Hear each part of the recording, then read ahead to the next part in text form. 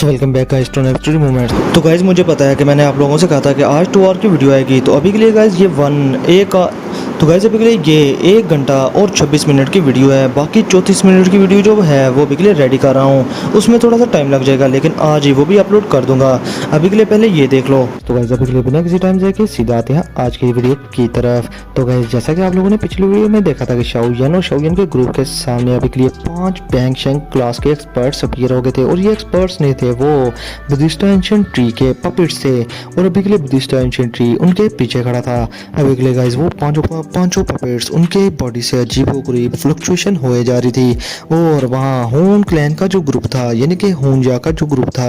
वो भी बहुत ज़्यादा हैरान थे। और अगले पल में वो अपने इंसेस्टर की तरफ देखता है और कहता है कि इनमें से एक पपेट तो मेरा इंसेस्टर है, जो कि 10,000 साल पहले गायब हो गया था इस बुद्धिस्ट एंशिएंट ट्री के साथ। जिसके साथ ही गाइस इधर शाओयन और गु किंग लुआन के उसके भी एक्सप्रेशन चेंज हो चुके थे। और अभी वो कहते हैं कि हम इन पांचों के पांचों एक्सपर्ट्स का मुकाबला कैसे करेंगे। अगर बात एक बैंक शैंक क्लास के एक्सपर्ट की होती तो मे भी हम उसको हरा देते, लेकिन यहाँ पर तो 5-5 है। जिसके साथ ही गाइस अभी वो कहते हैं कि चलो हमारे पास अभी के लिए 5 ग्रुप हैं। एक हमारा ग्रुप है शाओयन, दूसरा इस होन क्लैन का ग्रुप है, और हेवन डीमन फोनिक्स ट्राइब का तीसरा ग्रुप है। और बाकी के जो 2 ग्रुप्स हैं वो भी के लिए रैंडमली फैक्शंस के मिलकर बने हुए हैं, और वो इतने ज़्यादा स्ट्रॉन्ग तो नहीं, लेकिन उनमें 2 जून क्लास के 2 9 क्लास के पी के एक्सपर्ट्स तो मौजूद ही हैं। अभी के लिए वो बाकी के 2 बैंक शैंक क्लास के एक्सपर्ट्स को संभाल लेंगे। और अभी के लिए गाइस ये डिसाइड कर लेते हैं कि ये आगे बढ़कर फाइट करेंगे, ना कि यहाँ से जान छुड़ाकर भागेंगे। अभी के लिए गाइस इन्होंने लड़ने का फैसला कर लिया था।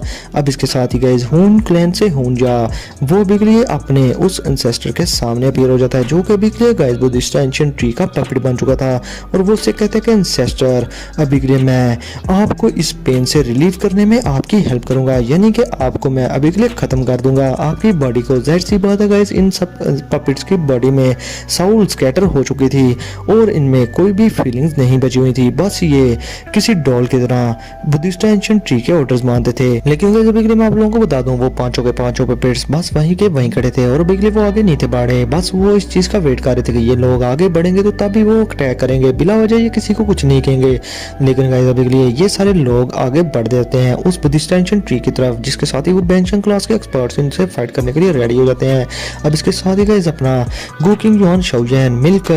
मिलकर गाइस एक बैंक शैंक क्लास के पपेट के पीछे अपीयर हो जाते हैं, और उसके बैक पर जोरदार पाम अटैक कर देते हैं। और ये अटैक बहुत ज्यादा टेरिफाइंग था, लेकिन ये बिल्कुल खाली जाता है। अभी के लिए गाइस जैसे ये अटैक उस पपेट को लगता है, उस पपेट को कुछ भी असर नहीं होता, बल्कि एक शॉकिंग वेव इनकी बॉडी में एंटर हो जाती है, जिससे कि ये सारे काम कराए जाते हैं। इधर हम गाइस देखते हैं हाल ऑफ सोल के लोगों को, जो कि अभी के लिए गाइस अपने हाल ऑफ सोल के उस पपेट को अभी के लिए हर तरफ से घेर लेते हैं, जो कि उनका कभी इंसेस्टर हुआ करता था। और दूसरी तरफ बाकी के जो 3 ग्रुप थे वो भी गाइस बाकी के 3 बैंक शैंक क्लास के एक्सपर्ट्स को घेरे में घेर लेते हैं। अभी के लिए गाइस ये लोग काफी ज्यादा फाइट कर रहे थे और उनको मारने की कोशिश कर रहे थे, मगर guys in bank shank class के पपेट्स को मारना इतना भी ज्यादा आसान नहीं। लेकिन गाइस एक बात आप लोगों को बता दूं कि जब भी कोई पपेट बनता है तो उसकी स्ट्रेंथ पहले से कम हो जाती है। जाहिर सी बात है कि इन पपेट्स की स्ट्रेंथ भी बैंक शैंक क्लास से थोड़ी सी कम ही होगी। अब इसके साथ ही गाइस अपना शाओयन अपनी किंग कॉन्ग ग्लास बॉडी को एक्टिवेट कर लेता है, और साथ ही गाइस ऑक्टेन ब्लास्ट का अटैक कर देता है इस पपेट के हेड पर। और अटैक करते हुए वो सबसे कहता है कि इस पपेट के सर पर अटैक करो, ये मारा जाएगा। और जैसे ही शाओयन का ये अटैक उस पपेट के हेड को लगता है तो गाइस अभी के लिए वहां पर बहुत बड़ा ब्लास्ट होता है, और उस पपेट के गर्दन पर अभी के लिए थोड़े बहुत क्रैक्स पड़ जाते हैं। उनमें से कोई भी खून नहीं निकलता, क्योंकि उनकी बॉडीज ड्राई हो चुकी थी। अब इसके साथ ही गाइस वो पपेट शाओयन की तरफ हॉलो आई से देखता है, और शाओयन के शोल्डर पर, जो कि अभी के लिए 99 फीट का बड़ा सा जॉइंट बना हुआ था, उसके कंधे पर एक जोरदार अटैक करता है, जिससे कि गाइस शाओयन के इतना स्ट्रॉन्ग डिफेंस होने के बावजूद, इवन के शाओयन ने इंसेक्ट टेम्परर क्लॉथ और ड्रैगन फोनिक्स एंशिएंट आर्मर भी पहना हुआ था, उसकी बॉडी पर एक टेंट पड़ जाता है। और गाइस अभी के लिए शाओयन पीछे जाकर गिरा था, मगर गाइस इसके साथ ही शाओयन चलाते हुए कहता है कि इसके सर पर अटैक करना जारी रखो, रुकना ना। जिसके साथ ही गाइस अभी के लिए जी जूनियर, गु किंग लुआन और बाकी के गु क्लैन के लोग मिलकर उस पपेट के हेड पर एक बार फिर से अटैक करते जाते हैं, वो भी अपनी ग्रेट साइलेंट डिस्ट्रक्शन फिंगर का यूज करके। और गाइस ये अटैक भी बहुत ज्यादा पावरफुल था और ये टियान क्लास था स्किल थी, आप लोगों को तो पता ही है इस चीज का। अब इसके साथ ही गाइस इतने ज्यादा कंबाइन अटैक की वजह से अभी के लिए वो पपेट, उसके पपेट पे पहले शाओजिन के अटैक की वजह से पहले दरारें आ चुकी थी गर्दन पर। और इसके साथ ही गाइस इतने सारे अटैक्स की वजह से जैसे ही वो अटैक उसकी गर्दन पर लैंड होते हैं तो गाइस उस पपेट का जो सर था वो धड़ से अलग हो जाता है। और अभी के लिए गाइस उसमें से कोई भी खून नहीं निकला था और वो वहीं का वहीं गिरकर खत्म हो जाता है। और अभी के लिए गाइस उस पपेट की एज ज्यादा होने की वजह से वो बिल्कुल मिट्टी का ढेर बन गया था वहीं के वहीं। अब इसके साथ ही गाइस इस चीज को खत्म कर देने के बाद शाओजिन और शाओजिन अपने बाकी के ग्रुप लोगों से कहता है कि अभी के लिए यहाँ पर बैठकर अपनी स्ट्रेंथ को रिकवर कर लो, मैं तुम सबको गार्ड करता हूँ। जिसके साथ ही गाइस सारे के सारे लोग अपनी रिट्रीट में बैठ जाते हैं और शाओजिन वहां पर उन सबको गार्ड करना स्टार्ट कर देता है। अब इसके साथ ही गाइस बाकी के ग्रुप अभी के लिए बैंग शेंग क्लास के पपेट को खत्म करने में लगे हुए थे। और अभी के लिए गाइस मैं आप लोगों को बता दूं कि ये जो बैंग शेंग क्लास के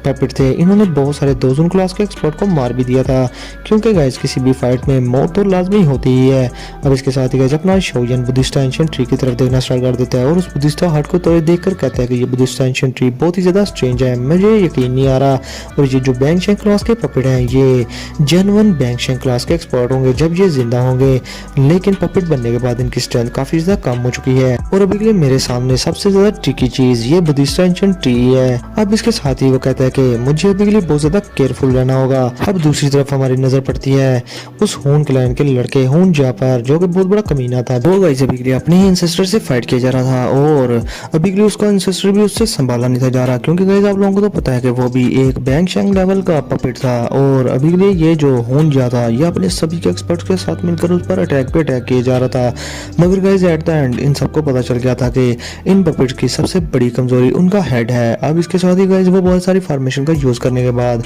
उस पपेट के हेड पर अटैक कर देते हैं एक साथ ही, जिससे कि उसका सर दर्द से अलग हो जाता है और अभी के लिए गाइस वो पपेट भी मारा जाता है। और इसके साथ ही हुंजा कहते हैं कि एंसेस्टर अभी के लिए आपकी सोल रेस्ट इन पीस होगी, अभी के लिए आप शांति से मर सकते हो। जिसके साथ ही गाइस हमारा सीन शिफ्ट होता है हेवन डेमन फोनिक्स ट्राइब के लड़के पर। वो भी गाइस अपने सारे एक्सपर्ट्स के साथ मिलकर बहुत सारी फॉर्मेशंस बनाकर एक साथ ही पपेट के हेड पर अटैक करता है, जिससे कि तीसरा पपेट भी मर जाता है जो कि बैंग शेंग क्लास का एक्सपर्ट था। अभी के लिए गाइस इन तीन पपेट के मर जाने के बाद बाकी के जो दो ग्रुप्स थे वो भी किसी न किसी तरह से लड़ मर कर बाकी के दो बच्चे पपेट्स को भी किल कर देते हैं। और अभी के लिए गाइस ये लोग थोड़ी देर रिकवरेट करने के बाद गाइस उस बुद्धिस्ट एंशिएंट ट्री की तरफ देखते हैं, जहां से गाइस एक बड़ा सा दरवाजा खुल गया था और वहां से बहुत सारी रोशनी बाहर निकल कर आ रही थी। अभी के लिए गाइस ये लोग लालची होते हुए हून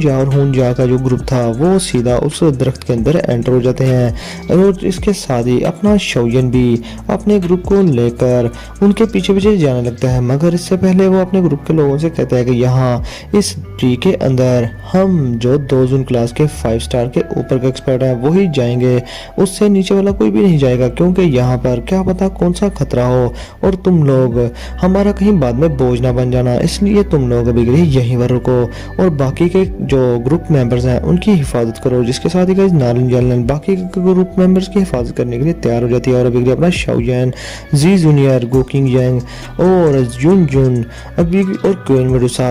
सीधा चले जाते हैं उस ट्री के अंदर। और जैसे ही ये सारे के सारे लोग उस ट्री के अंदर एंटर होते हैं तो गाइस वहां से अजीब सी लाइट बाहर निकलती है, जिसकी वजह से ये अलहदा ही स्पेस में पहुंच जाते हैं। शाओजिन अकेला ही किसी अलहदा से स्पेस में पहुंच गया था और उसे नहीं था पता कि ये कौन सी जगह है। वो कहता है कि मैं कहां पर आ गया हूं, लेकिन गाइस अगले ही पल में शाओजिन के सामने बहुत सारे मैजिकल बीस्ट की फौज आकर खड़ी हो जाती है और उस पर हर तरफ से अटैक कर देती है, मगर अपना शाओजिन अपने हाथ के एक ही इशारे से अटैक करता है उन पर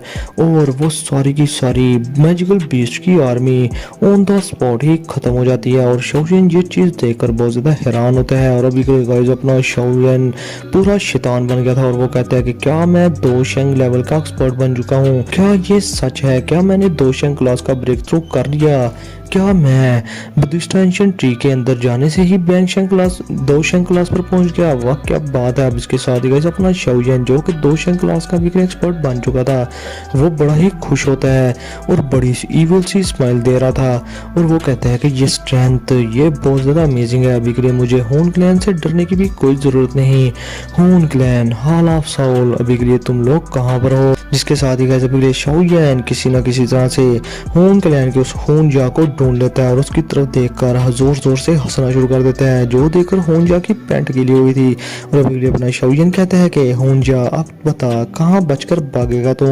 जिसके साथ ही होनजा गाइस जो कि डरा हुआ था वो कहता है कि शाओयन तुम इस स्ट्रेंथ को कैसे पोजेस कर पाए, मगर अपना शाओयन कोई भी जवाब नहीं देता और एक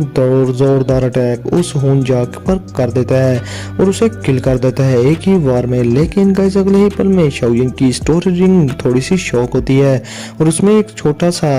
ग्रीन कलर की लाइट बाहर निकल आती है और वो शाओयन के माइंड में थोड़ी सी इंफॉर्मेशन को ट्रांसमिट करती है, जिसके अगले ही पल में शाओयन अपनी होश में आ जाता है। और अभी के लिए गाइस शाओयन एक इल्यूजन में चला गया था जहां पर वो दोशन क्लास का एक्सपर्ट बन चुका था और बदमाशी कर रहा था हाल ऑफ सॉल वालों के एक्सपर्ट के साथ। लेकिन गाइस अभी के लिए शाओयन को होश आ गई थी और वो कहता है कि ये तो सीड है जो कि उस डिस्टेंशन सलाइवा को रिफाइन करने के बाद मुझे मिला था और अभी के लिए गाइस ये सीड ही इसी ने ही शाओयन की थोड़ी सी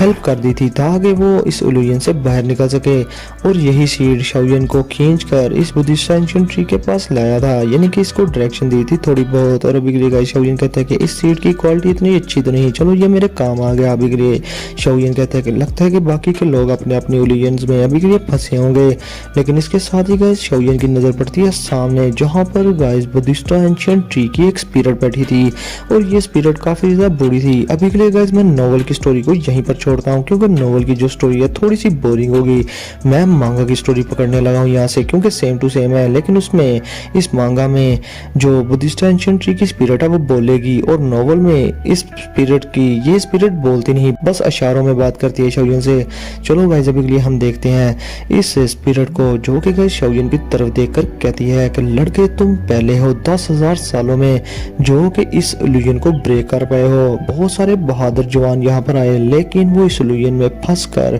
मेरे पपेट ही बनकर रह गए, मगर तुम काफी बहादुर और काफी ज्यादा टैलेंटेड हो। जिसके साथ ही गाइस अभी के लिए शाओयन कहता है कि आप बुद्धिस्ट एंशिएंट ट्री हैं क्या और ये इल्यूजन क्या आपका है। अब इसके साथ ही गाइस वो जो सामने बुद्धिस्ट स्पिरिट बैठी हुई थी वो शाओयन से कहती है कि ये मेरा स्पिरिचुअल वर्ल्ड है। और अभी के लिए गाइस जब शाओयन ये सुनता है तो वो कहता है कि क्या तुम मुझे इस इल्यूजन में डालकर बाकी के पपेट्स की तरह पपेट बनाना चाहते थे, तुम इस तरह से क्यों करना चाहते हो। जिसके साथ ही गाइस बुद्धिस्ट एंशिएंट ट्री कहता है कि ऐसा बिल्कुल भी नहीं है, मैं ऐसा कुछ भी नहीं करना चाहता, मेरी स्टोरी बहुत ही ज्यादा लंबी है और लड़के अभी के लिए ये जो इल्यूजन और मेरी जो अपनी पावर है ये अभी के लिए मेरे अपने कंट्रोल में नहीं रही। जिसके साथ ही गाइस शाओयन अभी के लिए सोचों में पड़ जाता है। जिसके साथ ही बुद्धिस्ट एंशिएंट ट्री कहता है कि ये स्टोरी तुम खुद से ही देख लो। जिसके साथ ही गाइस अभी के लिए शाओयन के सामने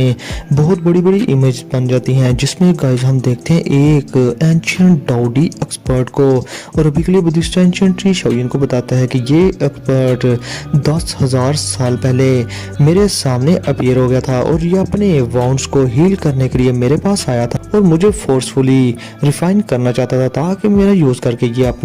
अपने जख्म भर सके। और ये दाऊडी लेवल का एक्सपर्ट बहुत ही ज्यादा स्ट्रॉन्ग था तब के टाइम में आज से काफी ज्यादा स्ट्रॉन्ग था, मगर मैं इसका मुकाबला तब भी नहीं कर सकता था। लेकिन उस वक्त ही वहां पर एक और दाऊडी लेवल का एक्सपर्ट अपीयर हो गया और उसने मेरा साथ दिया और मेरे साथ मिलकर उसने उस पुराने वाले पहले वाले दाऊडी एक्सपर्ट को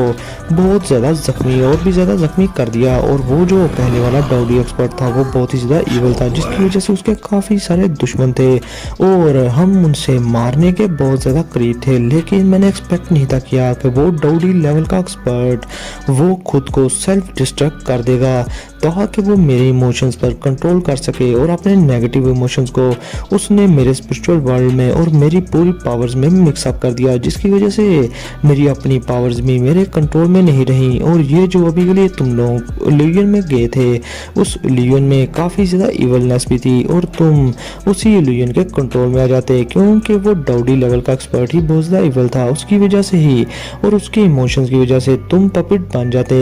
लेकिन अभी के लिए ये सीड ने तुम्हें बचा लिया लड़के। तब के टाइम जब उस दाऊडी लेवल के एक्सपर्ट ने खुद को सेल्फ डिस्ट्रक्ट किया था तो उसके इमोशंस ने मेरी स्पिरिचुअल वर्ल्ड को भी बहुत ज्यादा डिस्ट्रॉय कर दिया। लेकिन मैं उस बड़े से एक्सप्लोजन से मरा नहीं, खुशकिस्मती से मैं बच गया। अब इसके साथ ही बुद्धिस्ट एंशिएंट ट्री कहता है कि बहुत सारे एक्सपर्ट्स इन 10,000 सालों में मेरे पास आए ताकि उनको अपॉर्चुनिटी मिल सके 2 सेंट लेवल का ब्रेक थ्रू करने में, मगर वो बेचारे सबके सभी पपेट्स बन गए उस कमीने और इविल डाउडी एक्सपर्ट के इमोशंस की वजह से। इस शादी शाओयन को अपने दोस्तों का ख्याल आता है जो कि गाइस अभी के लिए इल्यूजन में ही थे और शाओयन नहीं था चाहता कि वो किसी तरह से भी पपेट में कन्वर्ट हो जाए। अब बुद्धिस्ट एंशिएंट ट्री कहता है कि मैंने 10,000 साल तक बहुत ज्यादा रेजिस्ट किया है, लेकिन अभी के लिए मेरे में इतनी ताकत नहीं बची कि मैं उन इमोशंस का मुकाबला कर सकूं। तो गाइस जाहिर सी बात है कि डाउडी लेवल का एक्सपर्ट यहाँ पर मौजूद तो नहीं, लेकिन जब वो मरा था उसने अपने इमोशंस पीछे छोड़ दिए थे और डाउडी लेवल के एक्सपर्ट के जो इमोशंस होते हैं वो भी कोई इतने ज्यादा वीक तो होते नहीं,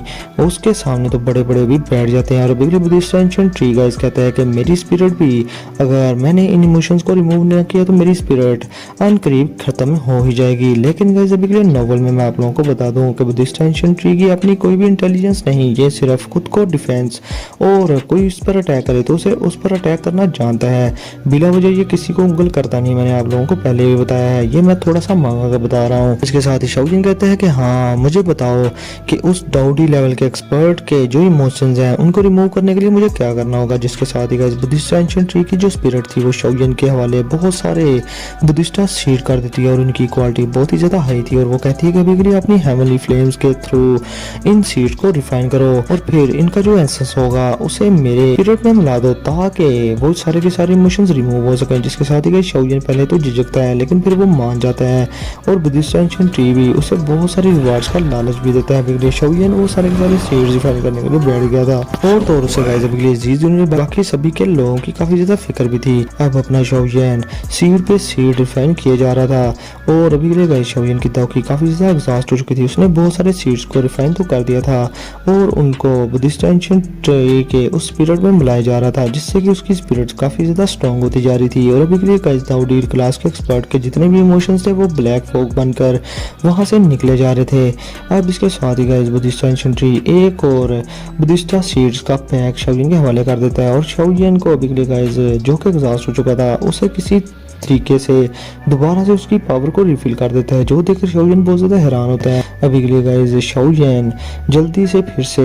अपना काम स्टार्ट कर देता है। तकरीबन पूरे 1 मंथ के अंदर अंदर शाओयन बुद्धिस्ट एंशिएंट ट्री के जितने भी ट्री के अंदर उस डाउडी क्लास के एक्सपर्ट के जितने भी नेगेटिव इमोशंस है उनको रिमूव कर देता है। अब इसके साथ ही गाइस बुद्धिस्ट एंशिएंट ट्री इस चीज से बहुत ही ज्यादा खुश हो गया था। और दूसरी तरफ हम देखते हैं जीज जूनियर, काइलिन और बाकी के लोगों को जो कि गाइस अभी के लिए इल्यूजन में थे लेकिन वो इल्यूजन से बाहर आ जाते हैं। और इसके साथ ही हमारा सीन शूट होता है उस लड़के होंजा पर जो कि गाइस अभी के लिए इल्यूजन में था और वो जोर जोर से हंस रहा था और कहता है कि मैं डाउडी क्लास का एक्सपर्ट बन गया। गू क्लैन के लोगों अब तुम लोग बचकर कहाँ जा पाओगे, आज के दिन मैं तुम सबको खत्म कर दूंगा। जिसके साथ ही गाइस अभी के लिए गो किंग जॉन उसे कहता है कि होंजा अभी के लिए होश में आओ, तुम इल्यूजन में हो। अभी के लिए बुद्धिस्ट एंशिएंट ट्री की जो स्पिरिट थी वो होंजा पर एक जोरदार अटैक करती है और उसे कहती है कि यहाँ पर जो लालची लोग हैं और जो ईवल लोग हैं मुझे वो जरा से भी नहीं पसंद और मेरी इस जगह पर लड़ना बिल्कुल मना है। जिसके साथ ही गाइस अभी के लिए होंजा पीछे जाकर गिरता है उस बुद्धिस्ट एंशिएंट ट्री के अटैक से और अगले ही पल में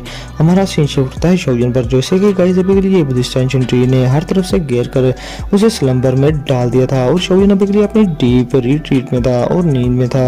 और बुद्धिस्ट एंशिएंट ट्री उसे गाइड कर रहा था। गाइस ये चीज देखकर जीज जूनियर को पहले तो फिक्र होती है मगर गो किंग जॉन उसे कहता है कि अभी के लिए बेफिक्र हो जाओ क्योंकि बुद्धिस्ट एंशिएंट ट्री इसकी गाइडेंस कर रहा है, तो इससे शाओयन को बहुत ही ज्यादा फायदा होगा। और ये चीज देखकर guys heaven demon phoenix tribe का वो लड़का और तो और होंजा उसकी जलकर राख हो जाती है और उन्हें काफी ज्यादा गुस्सा भी आ रहा था। अब इसके साथ ही गाइस गो किंग जॉन कहता है जीज जूनियर से कि बुद्धिस्ट एंशिएंट ट्री के बुद्धिस्ट हार्ट से भी बहुत ज्यादा इंपॉर्टेंट चीज होती है, वो है बुद्धिस्ट एंशिएंट ट्री का 100 रीइंकार्नेशन शार्पन हार्ट। अगर ये चीज शाओयन सीख ले तो शाओयन आने वाले टाइम में डाउडी क्लास पर पहुंचने का सारा नॉलेज गैदर कर लेगा और उसका मालिक बन जाएगा और आने वाले टाइम में हो सकता है कि वो डाउडी क्लास पर भी पहुंच जाए। ये सुनने के बाद गाइस बाकी सभी के लोग जलकर भुन गए थे। हेवन डीमन फोनिक्स ट्राइब का ये बंदा ये तो पागल हो गया था गुस्से में। अब इसके इसके साथ ही वो चिल्लाकर बुद्धिस्ट एंशिएंट ट्री से कहता है कि बुद्धिस्ट एंशिएंट ट्री, हमने बहुत ज़्यादा एफर्ट किया है, बेहतर ये होगा कि सारे के सारे बुद्धिस्ट सीड और हार्ट हमारे हवाले कर दो, वरना मेरा हेवन डीमन फोनिक्स ट्राइब तुम्हें छोड़ेगा नहीं। लेकिन इसके साथ ही एक ट्री ब्रांच आकर उसे लगती है और उसे पीछे फेंक देती है और बुद्धिस्ट एंशिएंट ट्री कहता है कि यहाँ पर जो हेटेड और ग्रीडी बीइंग्स हैं, मुझे उनसे सख्त नफरत है। तुम यहाँ पर चुप करके बैठे रहो, अगर बोलना है तो मारे जाओगे। जिसके साथ ही guys heaven demon phoenix tribe का वो लड़का समझ जाता है। अब इधर गाइस अपनी काइलिन कहती है कि तकरीबन मुझे लगता है 1 मंथ लग जाएगा शाओलिन की रिट्रीट को।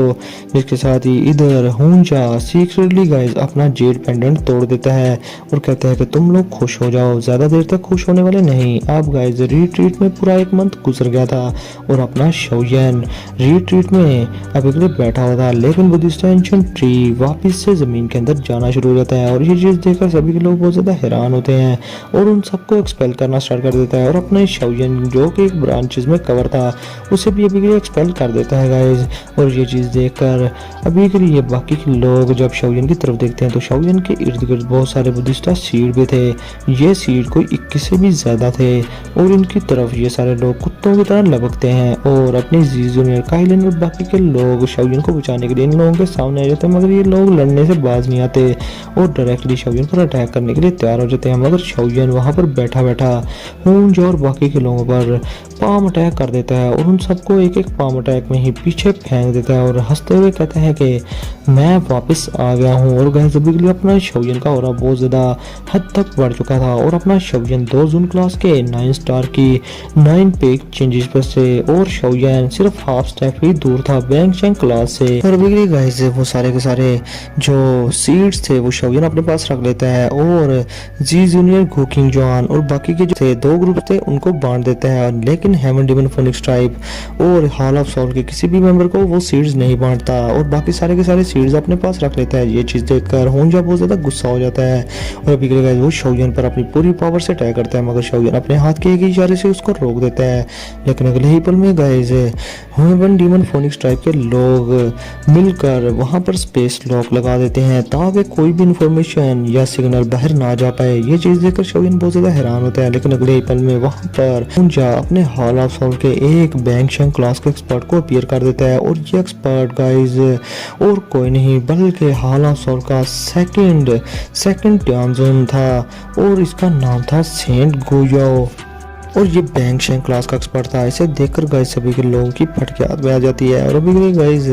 अपनी जी जूनियर को समझ आ गई थी कि यहाँ पर स्पेस लॉक है, अगर उन्होंने अपना पेंडेंट तोड़ा भी तो यहाँ पर गूक लैंड तक कोई भी सिग्नल नहीं पहुंच पाएगा और कोई भी उनकी हेल्प करने के लिए नहीं आ पाएगा। अब इसके साथ ही गाइस ये हॉल ऑफ सोल का बैंग चैंग क्लास का एक्सपर्ट वहाँ पर शाओलिन के सामने अपीयर हो जाता है और कहता है कि लड़के तुम्हारा नाम मेरे क्लैन में अब काफी ज्यादा जाना माना है। और उसके साथ ही गाइस वो बिगड़े शाओलिन की तरफ बढ़ा था, लेकिन अगले ही पल में वहाँ पर अपनी जी जूनियर सामने आ जाती है और सारे के सारे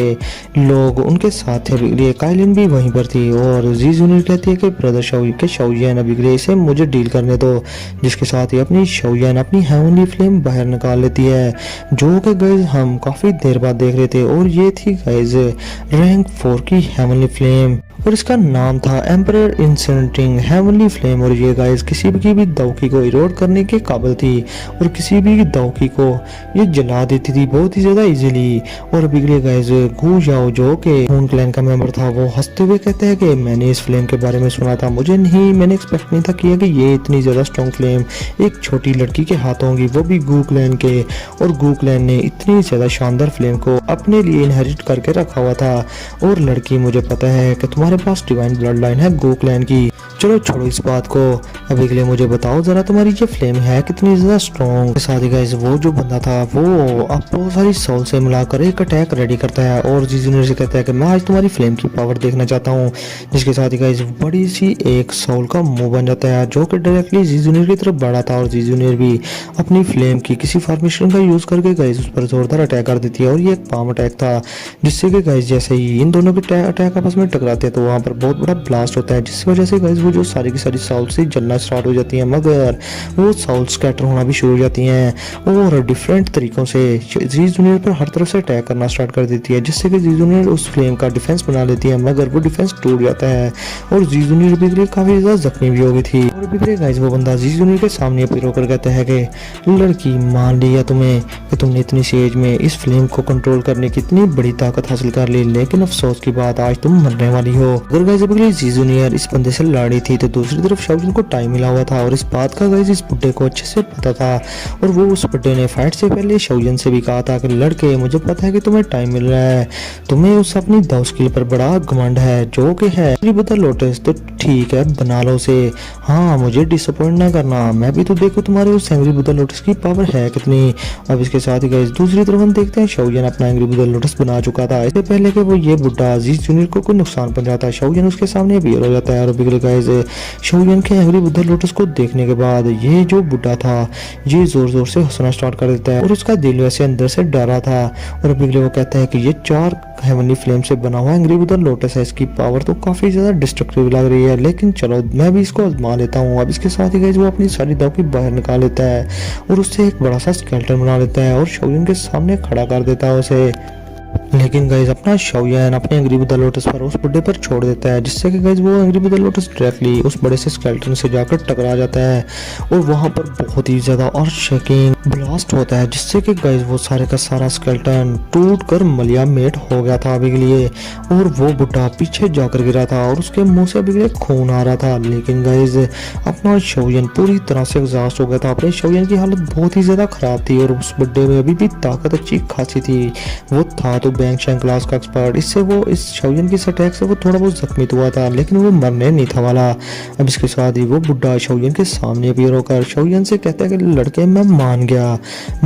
गया कि तुम्हारे हाथों मेरे हाल ऑफ साल के जितने भी एक्सपर्ट मारे गए हैं वो सच कहते थे तुम्हारे बारे में, मुझे तो वो पहले बेवकूफ लगते थे लेकिन अब मैं समझ गया हूँ कि तुम्हें अंडर एस्टिमेट करना उनकी गलती थी और मेरी भी। अभी गाइस अपना शाओजिन उस बुड्ढे पर डायरेक्टली अटैक करने की कोशिश करता है लेकिन वो बुड्ढा शाओजिन को इस चीज का मौका नहीं देता और एक जोरदार पंच शाओजिन पर कर देता है, जिससे कि शाओजिन खून की उल्टियां करना स्टार्ट हो गया था। अब इससे पहले कि गाइस वो बुड्ढा शाओजिन को आकर पकड़ता, वहां पर शाओजिन के पीछे स्पेस फट जाती है और वहां से गेस करो कौन अपीयर हुआ था। अभी के लिए वहां पर अपने मास्टर यालाओ अपीयर हो गए थे गाइस शाओजिन को बचाने के लिए और अपने मास्टर यालाओ भी आप लोगों को पता है कि बैंग शैंग क्लास के एक्सपर्ट हैं और अपने मास्टर यालाओ को देखकर इस बुड्ढे की बुद्धि बंदरों जैसी हो जाती है और अपना शाओजिन आगे से स्माइल कर देता है। लेकिन अगले ही पल में गाइस उस बुड्ढे की नजर शाओजिन के हाथों में जाती है कि शाओजिन ने अपने जेड पेंडेंट को तोड़ दिया हुआ था और अपना शाओजिन हंसते हुए उस बुड्ढे के कहता है कि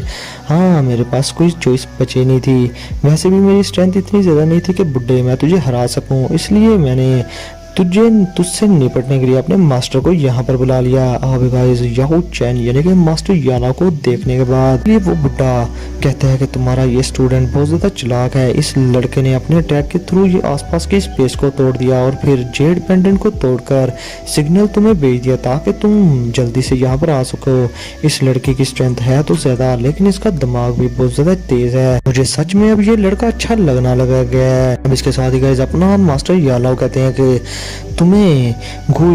अभी के लिए जरा शर्म नहीं आती कि तुम एक यंगर जनरेशन के लड़के से फाइट कर रहे हो और हाँ अभी के लिए जान लो ये मेरा डिसाइबल है, इसके बाल भी तुम बाका नहीं कर सकते। जिस पर गाइस गू याओ जो कि अभी के लिए इंजर्ड था वो इस बात को अच्छे से समझता था और उसका फेस अभी के लिए ट्वीच हो जाता है और वो कहता है कि अभी के लिए अगर याओ चैन से मैं फाइट करता हूँ तो मैं लाजमी हार जाऊंगा क्योंकि इस छोटे बच्चे ने मुझे पहले ही जख्मी कर दिया है। तो अभी के लिए वो आगे से अकड़ता हुआ मास्टर यालाओ से कहता है कि याओ चैन इतने भी ज्यादा एरोगेंट ना बनो, अभी के लिए हम दोनों ही हाफ सेंड हैं, तुम मुझे मार नहीं सकते। जिसके साथ ही गाइस वहां पर एक और जगह से स्पेस फट जाती है और वहां से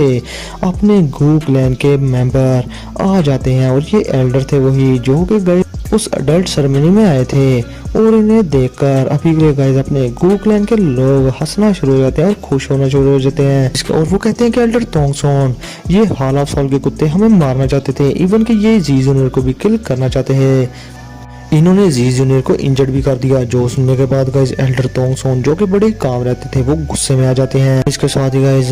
हु युआ कहते हैं कि मैंने आज से पहले एल्डर तोंगसोन को इतना ज़्यादा गुस्से में नहीं देखा। जो सुनने के बाद गाइस वो जो बुढ़ा वहाँ पर गुजाओ पीर हुआ था वो कहता है कि तुमने इसे देखा ही कहाँ है, जब ये यंग था ये बहुत ही ज़्यादा ब्रूटल हुआ करता था। और अभी के लिए हूँ जा मुझे बताओ कि क्या वो बुद्धिस्टा हार्ट शाओलिन के हाथ में है, अगर है तो हम लड़ने के लिए तैयार हैं, अगर नहीं है तो यहाँ पर लड़ाई करना बिल्कुल बेफायदा है, क्योंकि सामने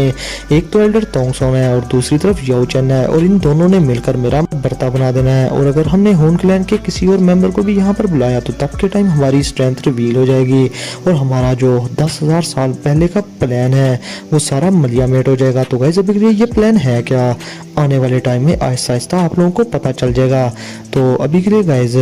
ये जो बुढ़ा था ये कहते हैं याओ चेन तोंगसोन हम फिर कभी मिलेंगे, तब के टाइम याओ चेन तुम्हारी फॉलिंग स्टार पवेलियन को हम मलियामेट करके रख देंगे। जो सुनकर अपने मास्टर थोड़े गुस्से हो जाते हैं और अभी के लिए गाइस वो उनके पीछे जाने लगते हैं, मगर शाओलिन उन्हें रोककर कहता है कि मास्टर अभी के लिए बेफिक्र हो जाएं, इस तरह से तो दोनों क्लैन के दरमियान वार हो जाएगी, यानी कि गू क्लैन और हॉल ऑफ सोल के। जब मैं स्ट्रॉन्ग हो जाऊंगा तो मैं पर्सनली हॉल ऑफ सोल में जाकर सारे के सारे अकाउंट सेटल कर दूंगा। और ये चीज सुनने के बाद गाइस अपने मास्टर शाओलिन को जोरदार थपकी देकर कहते हैं ये हुई ना बात, तुम मेरे डिसाइबल हो। और इधर गाइस एल्डर तोंगसोन भी शाओलिन की काफी ज्यादा तारीफ करते हैं और गाइस वो काफी ज्यादा हैरान भी थे कि जब वो पहली बार शाओलिन से मिले थे तो शाओलिन 2 जून क्लास के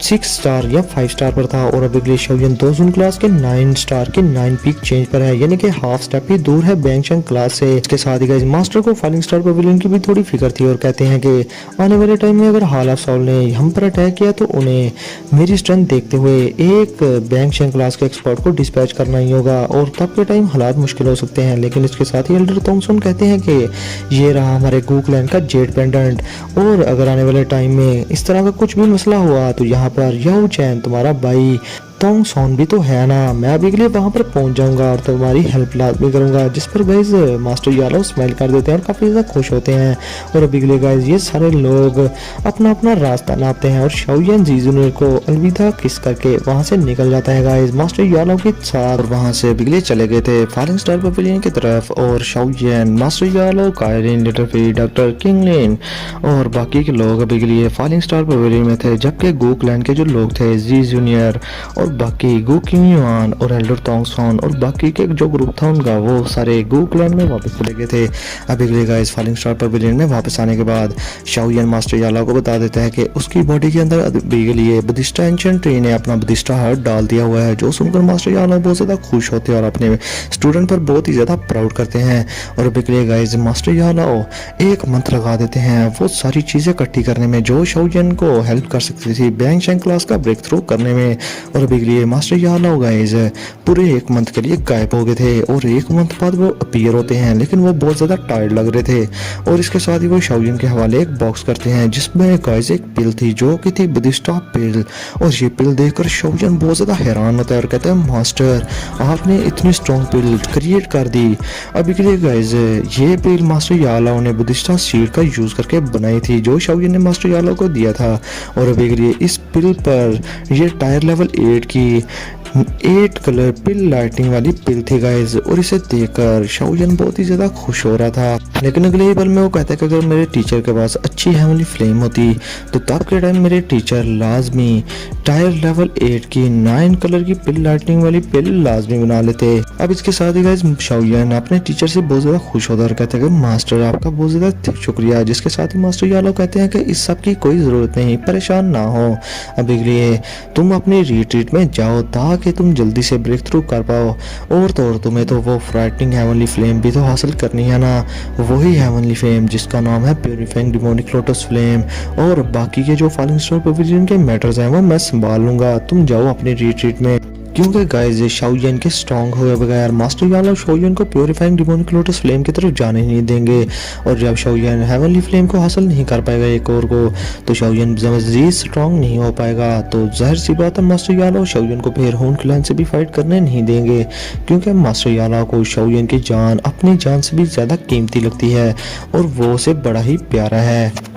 अब इसके साथ ही master Yalao Kylin little doctor King Lin की तरफ देखकर कहता है कि शाओ जैन तुम बेफिक्र रहना, जब तुम अपनी रिट्रीट से बाहर आओगे तो तुम्हारे ये मास्टर इन तीनों की स्ट्रेंथ को भी काफ़ी हद तक रेस कर चुके होंगे। जिस पर गाइस शाओयन एक स्माइल के साथ हाँ में सर ला देता है, लेकिन अगले ही पल में उसे कुछ याद आता है और वो अपनी स्टोरेज रिंग में से एक जेट की बोतल को बाहर निकाल लेता है। और गाइस इस बोतल में गेस करो क्या था, इस बोतल में उस कमीने हैंग फैंग की साउल थी जो कि काफ़ी ज़्यादा वीक थी। और इसके साथ ही शाओयन अपने मास्टर से कहता है कि टीचर ये रही हैंग फैंग की साउल और अभी के लिए आप पर है, आप इससे किस तरह डील करते हो। अभी के लिए मैं ये जेट बोतल आपके हवाले कर रहा हूँ। अब हैंग फैंग का नाम सुनने के बाद मास्टर यालो थोड़ा हैरान होते हैं, लेकिन अगले ही पल में बेचारे मास्टर यालो बहुत ज़्यादा अपसेट और सैड हो जाते हैं, क्योंकि गाइस हैंग फैंग को उन्होंने अपने बच्चों की तरह पाला था, उन्हें वो सब कुछ सिखाया था जो उन्हें आता था, लेकिन at the end Hang Fang ने उन्हें धोखा देकर अबंडन कर दिया और उन पर पीठ पीछे वार करके उन्हें मार दिया। और गाइस ये पेन, ये धोखे की पेन मास्टर यालाओ को उस पेन से भी ज़्यादा थी कि जब उनके क्लैन ने उनको अपने क्लैन से बाहर निकाल दिया था। अभी के लिए गाइस मास्टर यालाओ काफ़ी ज़्यादा पेन में थे और काफ़ी ज़्यादा अपसेट हो गए थे। अब गाइस मास्टर यालाओ अपने कांपते हुए हाथों से वो जेट की बोतल ले लेते हैं और अभी गाइस ऐसे लग रहा था कि वो किसी भी टाइम इमोशनल होकर कहीं उनके आंसू ना निकल जाएं। अब अपने मास्टर की ये हालत देखकर, कांपते हाथ देखकर शाओयन काम सा जाता है और अभी के लिए वो जल्दी से घुटनों पर बैठ जाता है और मास्टर के सामने झुककर कहता है कि टीचर आपने मुझे सिखाया, आपने मुझे बड़ा किया, आप मेरे टीचर हो, आप मेरे फादर की जगह पर हो, आपका ये डिसाइबल आपका वो रिवेंज लेगा जो हाल ऑफ साउल ने आपके साथ किया है, जिसकी वजह से आपको काफ़ी ज़्यादा ह्यूमिलिएशन हुई और पेन हुई। और आपका जो क्लैन है वहाँ भी हम जाएंगे और उनका भी दिमाग ठिकाने लगा कर आएंगे। अभी के लिए मास्टर यालाओ शाओयन की ये बातें सुनकर काफ़ी ज़्यादा हैरान होते हैं। अब मास्टर यालाओ जल्दी से आगे बढ़ते और शाओयन को अपने सामने इस तरह झुका हुआ देखकर वो उसे उठाना चाहते थे, लेकिन गाइस इससे पहले मास्टर यालाओ शाओयन को पकड़कर उठाते काइलिन यानी कि अपनी क्वीन मेडुसा जिंदगी में पहली बार बहुत ही हैरानकुन स्टेप उठा लेती है और वो भी शाओयन के साथ नील डाउन होकर मास्टर के सामने झुक गई थी। गाइस मैं तो बहुत ज़्यादा हैरान हो गया कि काइलिन जैसी औरत अभी के लिए मास्टर यालाओ के सामने झुक रही है, इतनी एरोगेंट लड़की। लेकिन गाइस अभी के लिए जो भी हो, शाओयन उसका हस्बैंड था और शाओयन मास्टर यालाओ को अपने फादर की तरह समझता था और उसको फादर मानता भी था। तो गाइस इस वजह से अभी के लिए काइलिन भी मास्टर यालाओ को अपना फादर ही मानेंगी, इसलिए वो भी मास्टर के आगे झुक गई। अब इसके साथ ही गाइस मास्टर यालाओ कहते हैं कि लिटिल फेलो तुम भी ना। अब इसके साथ ही गाइस मास्टर यालाओ सोचते हैं कि ज़िंदगी में पहली बार मैं तो अंधा हो गया था जब मैंने हैंग फैंग को चुना था, लेकिन हेवंस मेरे पर बहुत ज़्यादा मेहरबान रही और मैं दूसरी बार के लिए ब्लाइंड नहीं हुआ। मेरा ये डिसाइबल, इसके लिए तो मैं अपनी ये जान भी दे सकता हूँ। अब इसके साथ ही मास्टर यालाओ के पीछे से आवाज़ आती है कि ग्रैंड टीचर, जिसके साथ ही गाइस मास्टर यालाओ पीछे देखते हैं तो पीछे एक छोटी सी प्यारी सी लड़की खड़ी थी जो इसकी बड़ी बड़ी आंखें उन्हें घूर रही थी। जिसके साथ ही गाइस मास्टर यालाओ जल्दी से शाओ को उठाकर शाओयन और काइलिन की तरफ देखकर हंसते हुए कहते हैं कि तुम दोनों इतने बड़े हो गए हो, जल्दी से उठ जाओ, क्योंकि मेरी बूढ़ी हड्डियों में इतनी ज़्यादा सकत नहीं कि मैं तुम दोनों को इस हालत में देखूं, कहीं मैं जाकर सुसाइड ना कमिट कर लूं, जल्दी से उठ जाओ यार। अब इसके साथ ही गाइस शाओयन सभी से कहता है कि अभी के लिए टाइम हुआ जाता है मेरी रिट्रीट का और मैं अभी के लिए डीप रिट्रीट में जाऊंगा। तो मेरे जाने के बाद तुम सभी के लोग मेरे मास्टर यालाओ की सारी बातें सुनना, उनके सारे ऑर्डर सुनना और जो इंस्ट्रक्शंस वो दें उनको फॉलो करना। जिसके साथ ही काइलिन लिटिल फेरी डॉक्टर और बाकी के लोग हाँ में सर लाकर कहते हैं कि अंडरस्टूड। जिसके साथ ही गाइस शाओयन कहता है कि टीचर अपना ख्याल रखिएगा, जिस पर मास्टर यालाओ भी हाँ में सर लाकर एक स्माइल कर देते हैं। अब इसके साथ ही गाइस शाओयन डीप रिट्रीट के लिए स्टोन डोर के पास चला जाता है और स्टोन डोर बंद हो जाता है बड़ा सा। और अभी के लिए गाइस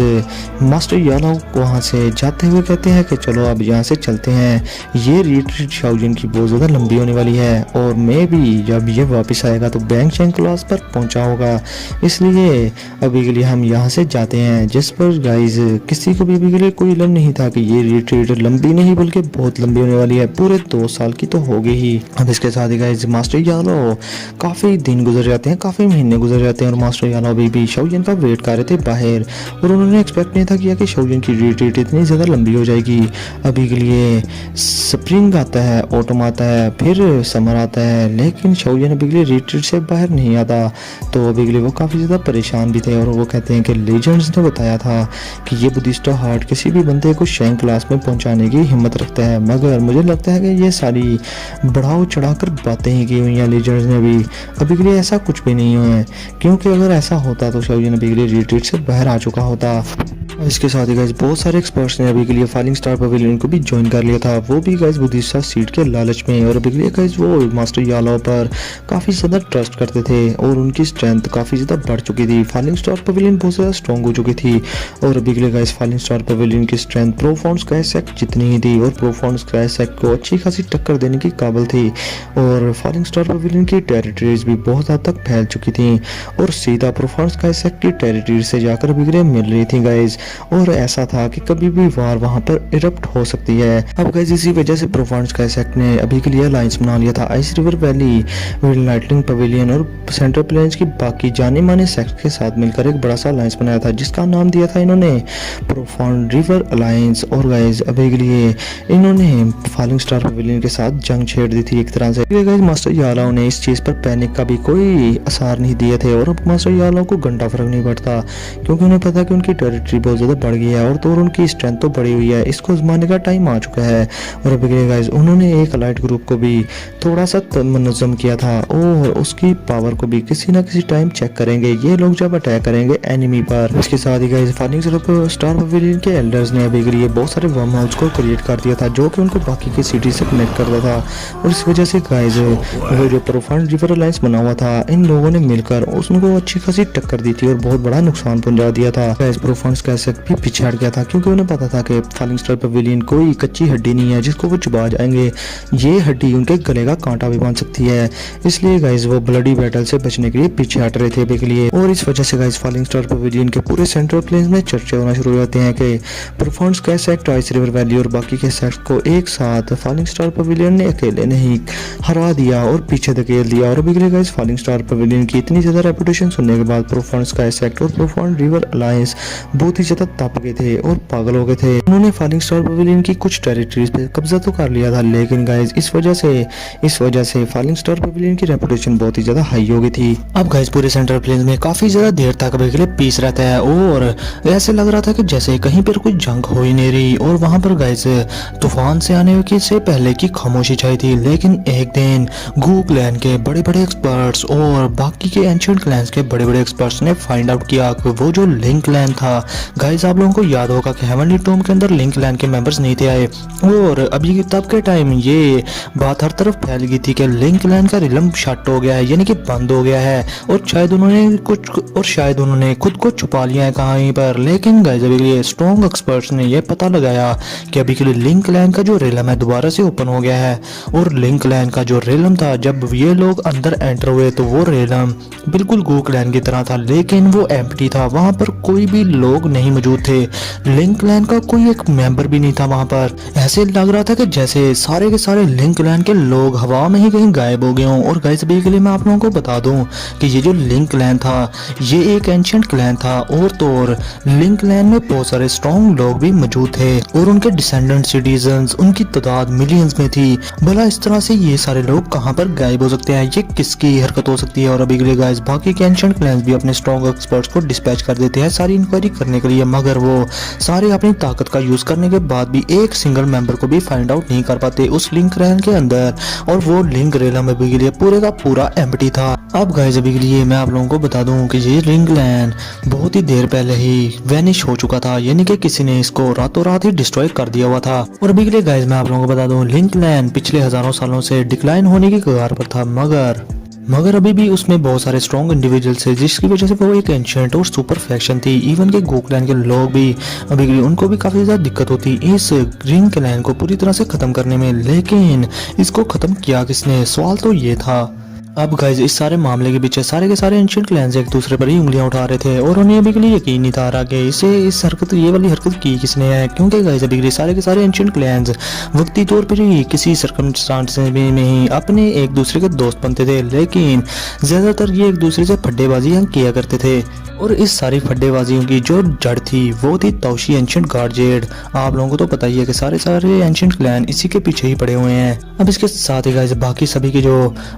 के जो एंशिएंट क्लैंस है वो भी के लिए कहते हैं कि हर क्लैन के पास एंशिएंट गार्डजेड का टुकड़ा है। और अभी के लिए जो हम सब में से सबसे ज़्यादा दो स्ट्रॉन्ग क्लैंस हैं वो है गू क्लैन और दूसरा है हून क्लैन। और अभी के लिए इन दोनों क्लैन का ही काम होगा इस लिंक क्लैन को कम्प्लीटली ख़त्म करने का, क्योंकि बाकी के किसी भी एंशिएंट क्लैन में इतनी ताकत नहीं कि वो लिंक क्लैन को खत्म कर सके। तो जरूर या तो गू क्लैन इस सब का जिम्मेदार है या हून क्लैन। अभी के लिए गाइस शक इन दोनों पर ही जा रहा था। जाहिर सी बात है सबसे ज्यादा स्ट्रॉन्ग एंशिएंट क्लैंस यही दो थे। और अभी के लिए गाइस सबको गू क्लैन की ताकत का थोड़ा बहुत अंदाजा तो था, लेकिन गाइस हून क्लैन की बात की जाए तो किसी को भी इसकी ताकत का कोई अंदाजा नहीं था। और सबको पता था कि ये क्लैन एंशिएंट टाइम्स में भी एक हर दूसरे बंदे से फड्डा किया करता था और हर क्लैन से। और तब भी ये लोग अगर जीते नहीं थे तो ये लोग हारते भी नहीं थे, जिसकी वजह से गाइस ये बाकी के एंशिएंट क्लैंस काफ़ी ज़्यादा डरते थे इनसे। इवन के गो क्लैन भी हून क्लैन से काफ़ी ज़्यादा घबराता था और डरता था, क्योंकि ये क्लैन है ही बहुत ज़्यादा मिस्टीरियस और इसकी पावर के बारे में किसी को भी एग्जैक्ट पता नहीं है कि कितने सारे ट्रम्प कार्ड इस क्लैन के पास मौजूद हैं। अब इसके साथ ही गाइस अभी के लिए गू क्लैन को भी काफ़ी ज़्यादा दिक्कत हो रही थी कि उन पर भी शक किया जा रहा था, लेकिन गाइस ये लोग किसी न किसी तरह से सारे मसले को हल करने की कोशिश कर रहे थे। अब इसके साथ ही अगले पल में अभी के लिए टाइम गुजरता जाता है और सारे लोग लिंक क्लैन की डिसअपीयरेंस को भूल जाते हैं और लोगों के पास बातें करने को और भी काफ़ी कुछ था। अब पूरे 2 साल गुजर चुके थे और शाओयन अभी के लिए अभी तक अपनी रिट्रीट में ही था और ट्रेनिंग स्टेट में था। और अभी के लिए गाइस कोई भी एक्टिविटी वहाँ पर नहीं थी हो रही कि शाओयन वापस से ट्रेनिंग स्टेट से बाहर आ जाए। और अभी के लिए गाइस फॉलिंग स्टार पवेलियन में और भी बहुत सारे डिसाइबल्स भर्ती हो गए थे और पुराने डिसाइबल्स अभी के लिए उन्होंने सीनियर्स की जगह ले ली थी और वो ट्रेनिंग दे रहे थे बाकी के नए डिसाइबल्स को। अब इसके साथ ही गाइस बहुत सारा टाइम गुजर जाता है और इसके साथ ही मास्टर याना उस बड़े से स्टोन डोर की तरफ देखते हैं और अभी के लिए वो कहते हैं कि वो मेरा छोटा बच्चा अभी के लिए बड़ा ईगल बन चुका है जो कि आसमानों की बुलंदियों पर अभी के लिए पहुंच चुका है। और इस लड़के ने इसके लिए ये कॉन्टिनेंट ही बहुत बड़ी स्टेज होगी जहाँ पर ये प्ले करेगा। अभी के लिए गाइस मास्टर याना वो स्टोन डोर की तरफ देखकर कहते हैं कि लिटिल फेलो अभी के लिए तुम्हारी रिट्रीट से बहुत सारे लोग परेशान हैं, जल्दी से बाहर आ जाओ। अब अगले ही पल में वहाँ पर अपनी कायलिन भी अपीयर हो जाती है और अभी के लिए मास्टर याला उसे देखकर हल्का सा सारा ला देते हैं। और गाइस इन चंद सालों में 2 सालों में मास्टर यालाओं ने अपनी फॉलिंग स्टार पवेलियन की पूरी स्ट्रेंथ लगाकर बहुत सारे ट्रेशर्स को फाइंड किया और कायलिन की उससे काफ़ी ज़्यादा हेल्प की और बहुत सारी मेडिसिनल पिल्स उसे रिफाइन करके दी, जिससे कि कायलिन की स्ट्रेंथ 2 जून क्लास के 6 स्टार से डायरेक्टली 2 जून क्लास के 9 स्टार की 9 पीक चेंजेस पर पहुँच चुकी थी। अब इसके साथ ही गाइस कायलिन मास्टर यालो को आवाज़ देती है, जिसके साथ ही मास्टर यालो पीछे देखकर उसे कहते हैं क्या मसला है, जिसके साथ ही गाइस आगे से कायलिन काफ़ी ज़्यादा घबराई हुई थी, जिसे देखकर मास्टर यालो उसे देखते हैं और कहते हैं कि क्या हुआ। जिस पर कायलिन अभी के लिए एक स्क्रोल मास्टर यालो को देते हुए कहती है कि ये प्रोफाउंड रिवर अलायंस की तरफ से भेजा गया है, जिस पर मास्टर यालो थोड़ा परेशान होते हैं और कहते हैं कि आखिर ये है क्या। और जैसे ही मास्टर यालाओ उस स्क्रोल को खोलते हैं तो गाइस उस पर डार्क रेड ब्लड कलर से कुछ वर्ड्स लिखे हुए थे, जिस पर लिखा हुआ था कि अभी के लिए हम वार को बिगिन करने वाले हैं। और अभी के लिए उस स्क्रॉल पर यह भी लिखा हुआ था कि आधा महीना हो गया मेरा प्रोफाउंड रिवर अलायंस अभी के लिए तुम्हारी फॉलिंग स्टार पवेलियन के बाहर है और अभी के लिए हम फाइट करेंगे, हम में से जो स्ट्रॉन्ग होगा वो सब कुछ जीत जाएगा। जिसके साथ ही मास्टर यालाओ गुस्से में कहते हैं कि अच्छा तो इन्होंने मेरे फॉलिंग स्टार पवेलियन में आने की हिम्मत करी दी। अभी के लिए लगता है कि वो ओल्ड डेमन टियानमिंग अभी के लिए यहाँ पर आने वाला है। अब गाइस ये ओल्ड डेमन टियानमिंग है कौन, आने वाले टाइम में हमें इस कुत्ते का भी पता चल जाएगा। जिसके साथ ही गाइस काइलिन भी कहती है कि ये प्रोफाउंड रिवर अलायंस वाले पहले तो कुत्तों की तरह यहाँ से भाग गए थे, लेकिन 1 साल खामोशी के बाद ये दोबारा इन्होंने डायरेक्टली बैटल की चैलेंज दे दिया है। हमें इससे काफ़ी ज़्यादा खबरदार होना होगा और हमें केयरफुल भी रहना होगा। जिसके साथ ही गाइस मास्टर यादव हाँ में सर ला देते हैं और कहते हैं कि प्रोफाउंड रिवर अलायंस 1 साल पहले यहाँ से भाग गए थे, लेकिन गाइस अभी के लिए मास्टर यालो ये अच्छे से जानते थे कि अभी के लिए प्रोफाउंड अलायंस को उन स्टार पवेलियन पर कब्जा करने के लिए मास्टर याओ चेन को हराना होगा और इसके लिए उन्हें अपने अलायंस में 2 बैंगशेंग क्लास के एक्सपर्ट की बहुत ज़्यादा ज़रूरत होगी। तो कहीं ऐसा तो नहीं कि प्रोफाउंड अलायंस में अभी के लिए 2 बैंगशेंग क्लास के एक्सपर्ट अपीयर हो चुके हों। अब इसके साथ ही मास्टर यादव कहते हैं कि प्रोफाउंड स्काई सेक्ट में अभी के लिए सिर्फ एक ही बैंकशैंक क्लास का एक्सपर्ट है, उनके पास दूसरा बैंकशैंक क्लास का एक्सपर्ट कहाँ से आ सकता है। और बाकी रही बात उनकी ब्रांचेज और सेक्ट्स की, तो वो उनसे इन्फीरियर हैं और उनमें बैंकशैंक क्लास का एक्सपर्ट अपीयर होना ये बिल्कुल नामुमकिन सी बात है। और गाइस मास्टर यादव की वजह ही से ही प्रोफाउंड अलायंस उन्होंने पहले फॉलिंग स्टार पवेलियन पर छोटे छोटे हमले किए। अगर मास्टर यादव ना होते तो वो डायरेक्टली ही कब का फॉलिंग स्टार पवेलियन को मलियामेट करके रख चुके होते। अभी के लिए गाइस अब ये वार का चैलेंज तो इशू हो चुका है, देखो अब क्या होता है। और मास्टर यादव कहते हैं कि अभी के लिए सारे एल्डर्स को ऑर्डर करो कि वो सारे के सारे सिटी वॉल्स पर अपियर हो जाएं और अभी के लिए कुछ जासूसों को भेजो प्रोफाउंड स्काई अलायंस में, और वहां पर जब वो जाएं तो हमें इन्फॉर्मेशन मिलेगी कि ये लोग डायरेक्टली हम पर अभी के लिए वार कैसे स्टार्ट कर सकते हैं। जो कल को भागते थे आज वो हमारे सामने कैसे खड़े हो पाए। अब इसके साथ ही गाइस काइलिन आगे से हाँ में सर ला देती है। और रही बात काइलिन की, तो फॉलिंग स्टार पवेलियन में उसकी रेपुटेशन काफ़ी ज़्यादा हाई हो गई थी और उसकी ब्रूटलनेस भी सबने देख ली हुई थी, क्योंकि काइलिन अपनी आप लोगों को पता है किसी पर रहम नहीं करती। अब इसके साथ ही गाइस मास्टर यादव हंसते हुए काइलिन से कहते हैं कि इस सारे टाइम के दौरान अभी के लिए फॉलिंग स्टार पवेलियन को मैंने बहुत ज़्यादा ऊंचाइयों पर पहुंचा दिया है और अभी के लिए मैं देखना चाहता हूँ कि वो ओल्ड डीमन टियानमिंग अभी के लिए मेरे साथ किस तरह से खेल पाएगा। अगले ही पल में काइलिन आगे से स्माइल कर देती है और वो कहती है कि अभी के लिए शाओयेन वो कब वापस आएगा। जिसके साथ ही गाइस आगे से मास्टर यादव कहते हैं कि तुम्हें परेशान होने की कोई भी ज़रूरत नहीं, उसे कुछ भी नहीं होगा और वो जल्दी ही वापस आ जाएगा। और अभी के लिए गाइस मास्टर यादव ने अगला पवेलियन चीफ शाओयेन को बनाना था, और तो और काइलिन अपनी शाओयेन की वाइफ है तो वो भी पवेलियन चीफ की हैसियत ही रखती थी और उसका ऑर्डर भी कोई भी नहीं टालता था। अब इसके साथ ही गाइस मास्टर यादव कहते हैं कि चलो यहाँ से हमारे पास और भी बहुत सारे काम हैं। जिसके साथ ही गाइस काइलिन मास्टर यादव के पीछे पीछे जाना स्टार्ट हो जाती है और एक नज़र शाओयेन की तरफ देखती है जो कि स्टोन डोर के पार था। अब इसी तरह गाइस बहुत सारे दिन गुजर जाते हैं और अभी के लिए फॉलिंग स्टार पवेलियन ने अपनी आर्मी को पूरी तरह से रेडी कर लिया था प्रोफाउंड रिवर अलायंस को ठोकने के लिए। अब इसके साथ ही गाइस फॉलिंग स्टार पवेलियन के बाहर मास्टर यादव अपनी सारी आर्मी के साथ अभी के लिए खड़े थे वहां पर हवा के अंदर, और उनसे काफ़ी ज़्यादा फाइटिंग हो रहा अभी के लिए बाहर निकल रहा था। और बहुत सारे लोग अभी के लिए इस शो को देखने के लिए वहाँ पर आए भी हुए थे, लेकिन मास्टर यादव और फॉलिंग स्टार पवेलियन ने उन्हें कुछ भी नहीं कहा था और अभी के लिए ऑर्डर थे कि अगर ये लोग जब तक फड्डा ना करें, इनको कुछ भी ना कहा जाए, अगर ये लोग देखने के लिए आए हैं तो इन्हें तमाशा देख ही लेने दो। क्योंकि गाइस अगर फॉलिंग स्टार पवेलियन ये जंग जीत जाएगी तो तब के टाइम यही लोग इन्हीं के थ्रू फॉलिंग स्टार पवेलियन की रेपुटेशन हर तरफ फैल जाएगी, क्योंकि ये लोग हर एक को बताते फिरेंगे कि फॉलिंग स्टार पवेलियन ने पूरे प्रोफाउंड रिवर अलायंस को कैसा धोया। अब इसके साथ ही गाइस मास्टर यादव का भी एक डाउट था, वो ये कि अभी के लिए प्रोफाउंड रिवर अलायंस में सिर्फ एक बैंकशैंक क्लास का एक्सपर्ट है, उसका नाम है ओल्ड डीमन टियानमिंग। इसके अलावा और कौन सा बैंकशैंक क्लास का एक्सपर्ट यहाँ पर अपीयर हो चुका है जिसकी वजह से ये लोग इतने कॉन्फिडेंट हो गए हैं कि ये हमारे सामने आकर खड़े हो गए हैं। क्योंकि अगर मेरे से इस बुड्ढे की फाइट हो तो बिल्कुल 60% चांसेस है कि मैं जीत जाऊंगा। अब गाइज अपने मास्टर यादव वहाँ पर खड़े ही थे, लेकिन सामने से स्पेस पड़ती है और बहुत बड़ी आर्मी वहाँ पर अपीयर हो जाती है। और अभी के लिए गाइज उनका लीडर एक था जो कि एक हरामी लग रहा था अभी के लिए, और इसका नाम था ओल्ड डीमन टियानमिंग, और यही गाइज प्रोफाउंड स्काई सेक्ट का लीडर भी था और ये बैंकशैंक क्लास का एक्सपर्ट था। अब इसके साथ ही गाइज मास्टर यादव जब इस बुड्ढे को देखते हैं तो कहते हैं कि ओल्ड डीमन अभी के लिए मुझे समझ आ गई कि तुम्हारे वो जो ग्रैंड चिल्ड्रंस थे उनसे रहा नहीं गया और उन्होंने तुम्हें रिट्रीट से बाहर बुला लिया, और अभी के लिए तुम अपनी पूरी फौज लेकर मेरी फॉलिंग स्टार पवेलियन के बाहर आ गए। अब इसके साथ ही गाइस ओल्ड डीमन टियानमिंग आगे से हंसते हुए मास्टर यादव से कहता है कि यो चैन अभी के लिए मैं तुम्हें एक चांस देना चाहता हूँ, क्योंकि हमारे पास के रिलेशंस काफ़ी अच्छे थे और इस वजह से मैं चाहता हूँ कि तुम अपनी फॉलिंग स्टार पवेलियन की टेरिटरीज को 500 किलोमीटर तक कम कर दो और पीछे हट जाओ और ये सारी टेरिटरीज हमारे प्रोफाउंड स्काई सेक्ट के हवाले कर दो, और तो और आने वाले टाइम में तुम हमारे प्रोफाउंड रिवर अलायंस से कोई फड्डा भी नहीं करोगे, ये भी बात याद रख लो। जिसके साथ ही अभी के लिए मास्टर यादव कहते हैं कि तुम दिन में ही सपने देखना स्टार्ट कर दिए हैं तुमने। अभी के लिए तुम्हारा ये प्रोफाउंड रिवर अलायंस इसमें इतनी क्वालिफिकेशन नहीं कि ये सारी बकवास मेरे साथ की जा सके। जिसके साथ ही वहाँ साइड से स्पेस फट जाती है और वहाँ से ब्लैक चिलिंग और हर तरफ फैल जाता है, और इसके साथ ही वहाँ से आवाज आती है कि क्या होगा अगर तुम हम दोनों को भी ऐड कर रहे हो। और गाइस वहाँ पर हाल ऑफ सॉल्ट के 2 टट्टू अपीयर हो गए थे, उनमें से एक ओल्ड गू याओ था जो कि बैंकशैंक क्लास का एक्सपर्ट था, जो कि पहले भी शाओयेन के सामने अपीयर हुआ था गाइस। और ओल्ड गो याओ आपको पता है कि हाल ऑफ सोल का सेकंड ट्यानजुन है और ये जो दूसरा बंदा था गाइस ये हाल ऑफ सोल का थर्ड ट्यानजुन था। और इन्हें देखने के बाद मास्टर यालो एक इवल सी स्माइल देते हैं और कहते हैं कि हाल ऑफ सोल तुम कमीने लोग आखिरकार यहाँ पर आई के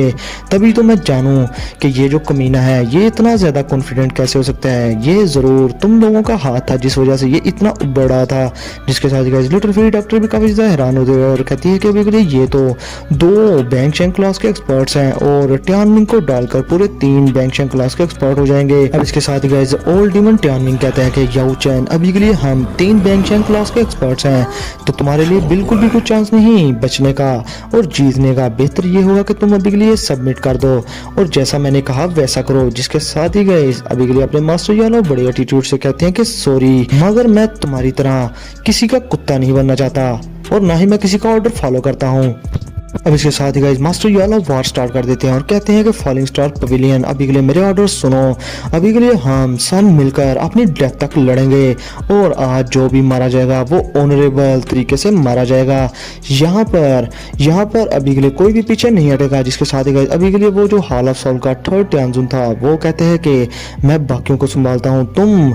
टियानमिंग और सेकंड टियानजुन तुम दोनों मिलकर इस याओचन को संभालो। जिसके साथ ही गाइस अभी के लिए वो जो बुढ़ा था वो बुढ़ा गू याओ कहता है कि याओचन तुम्हारा वो छोटा डिसेबल कहाँ पर है, क्या वो तुम्हारे साथ आकर तुम्हें कंपनी नहीं देगा, क्या वो तुम्हारे साथ नहीं मरेगा क्या। जिसके साथ ही मास्टर यालो आगे से हंसते हुए कहते हैं कि अपनी बकवास बंद करो, पहले मुझे तो हरा लो। अब इधर इसके साथ ही हमारा सीन शिफ्ट होता है गाइस लिटिल शाओ शाओ पर जो कि फेंग जुनजी के साथ खड़ी थी और अभी के लिए वो गुस्से में थी और कहती है कि यहाँ पर 3 स्ट्रॉन्ग गाइज हैं और इनकी इतनी हिम्मत कि ये मेरे ग्रैंडपा याओ पर कैसे अटैक कर सकते हैं। जिसके साथ ही गाइज अभी के लिए अपने फेंग जुनजी शाओ शाओ से कहते हैं कि शाओ शाओ नर्वस ना हो, तुम्हारे पास इससे भी ज्यादा इंपॉर्टेंट टास्क है, तुम्हें उसे पूरा करना है। जिसके साथ ही अपनी लिटिल शाओ शाओ बहुत ज्यादा कॉन्फिडेंट होते हुए कहती है कि हाँ बिल्कुल मैं अपने डैडी को अच्छे से प्रोटेक्ट करूंगी। अब इसके साथ ही गाइज अपनी छोटी मासूम लड़की अभी के लिए फेंग जुनजी से फिर पूछती है कि क्या ग्रैंडपा याओ और मदर अभी के लिए ठीक होंगी, अभी के लिए क्या वो इन बैड गाइस को मारेंगे। जिसके साथ ही गाइस अपने फेंग जुनजी अपनी मुट्ठी भींचते हुए बड़े गुस्से में अभी के लिए अपने गुस्से पर काबू करते हुए कहते हैं कि हाँ बिल्कुल तुम बिल्कुल भी फिक्र ना करो शाओ शाओ। और लेकिन गाइस अभी के लिए हम अपने फेंग जुनजी की मुट्ठी की तरफ देखते हैं जिसमें से खून निकल रहा था क्योंकि गाइस वो अभी के लिए काफी परेशान थे मास्टर यालाओ को लेकर क्योंकि उनके सामने 2 बैंग शेंग क्लास के एक्सपर्ट थे और गाइस अभी के लिए मास्टर यालाओ हाई क्लास के बैंग शेंग क्लास के एक्सपर्ट थे और उनकी स्पिरिचुअल स्ट्रेंथ भी हेवनली स्टेट पर थी। और ये बुढ़ा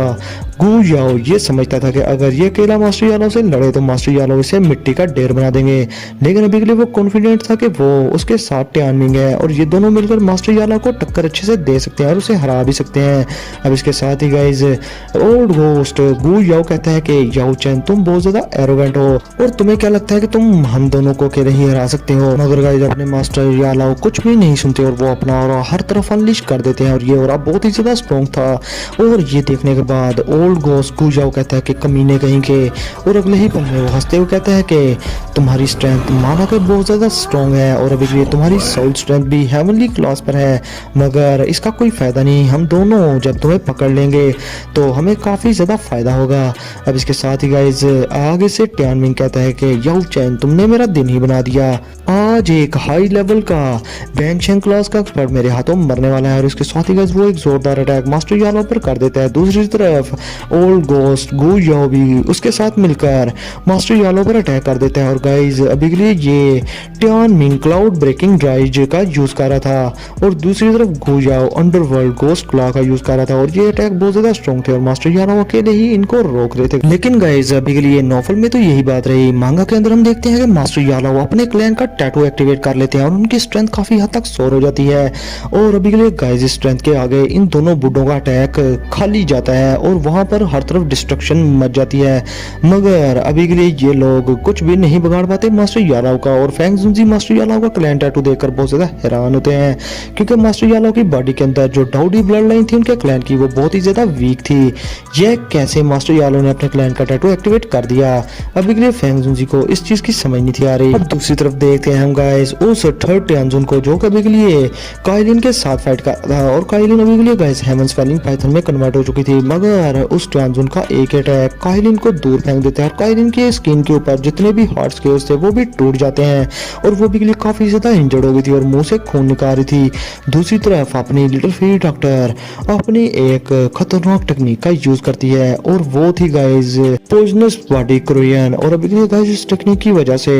वो इस बुड्ढे को जब लगती है तो गाइज उस बुड्ढे का फ्लैश सड़ना शुरू हो जाता है और अभी के लिए वो अपने जिस्म का एक हिस्सा काट देता है जहां पर वो पॉइजन लगा था। और उसके साथ ही वो कहता है कि लड़की तुम वाकई में ही वर्थ हो कि जिसकी वजह से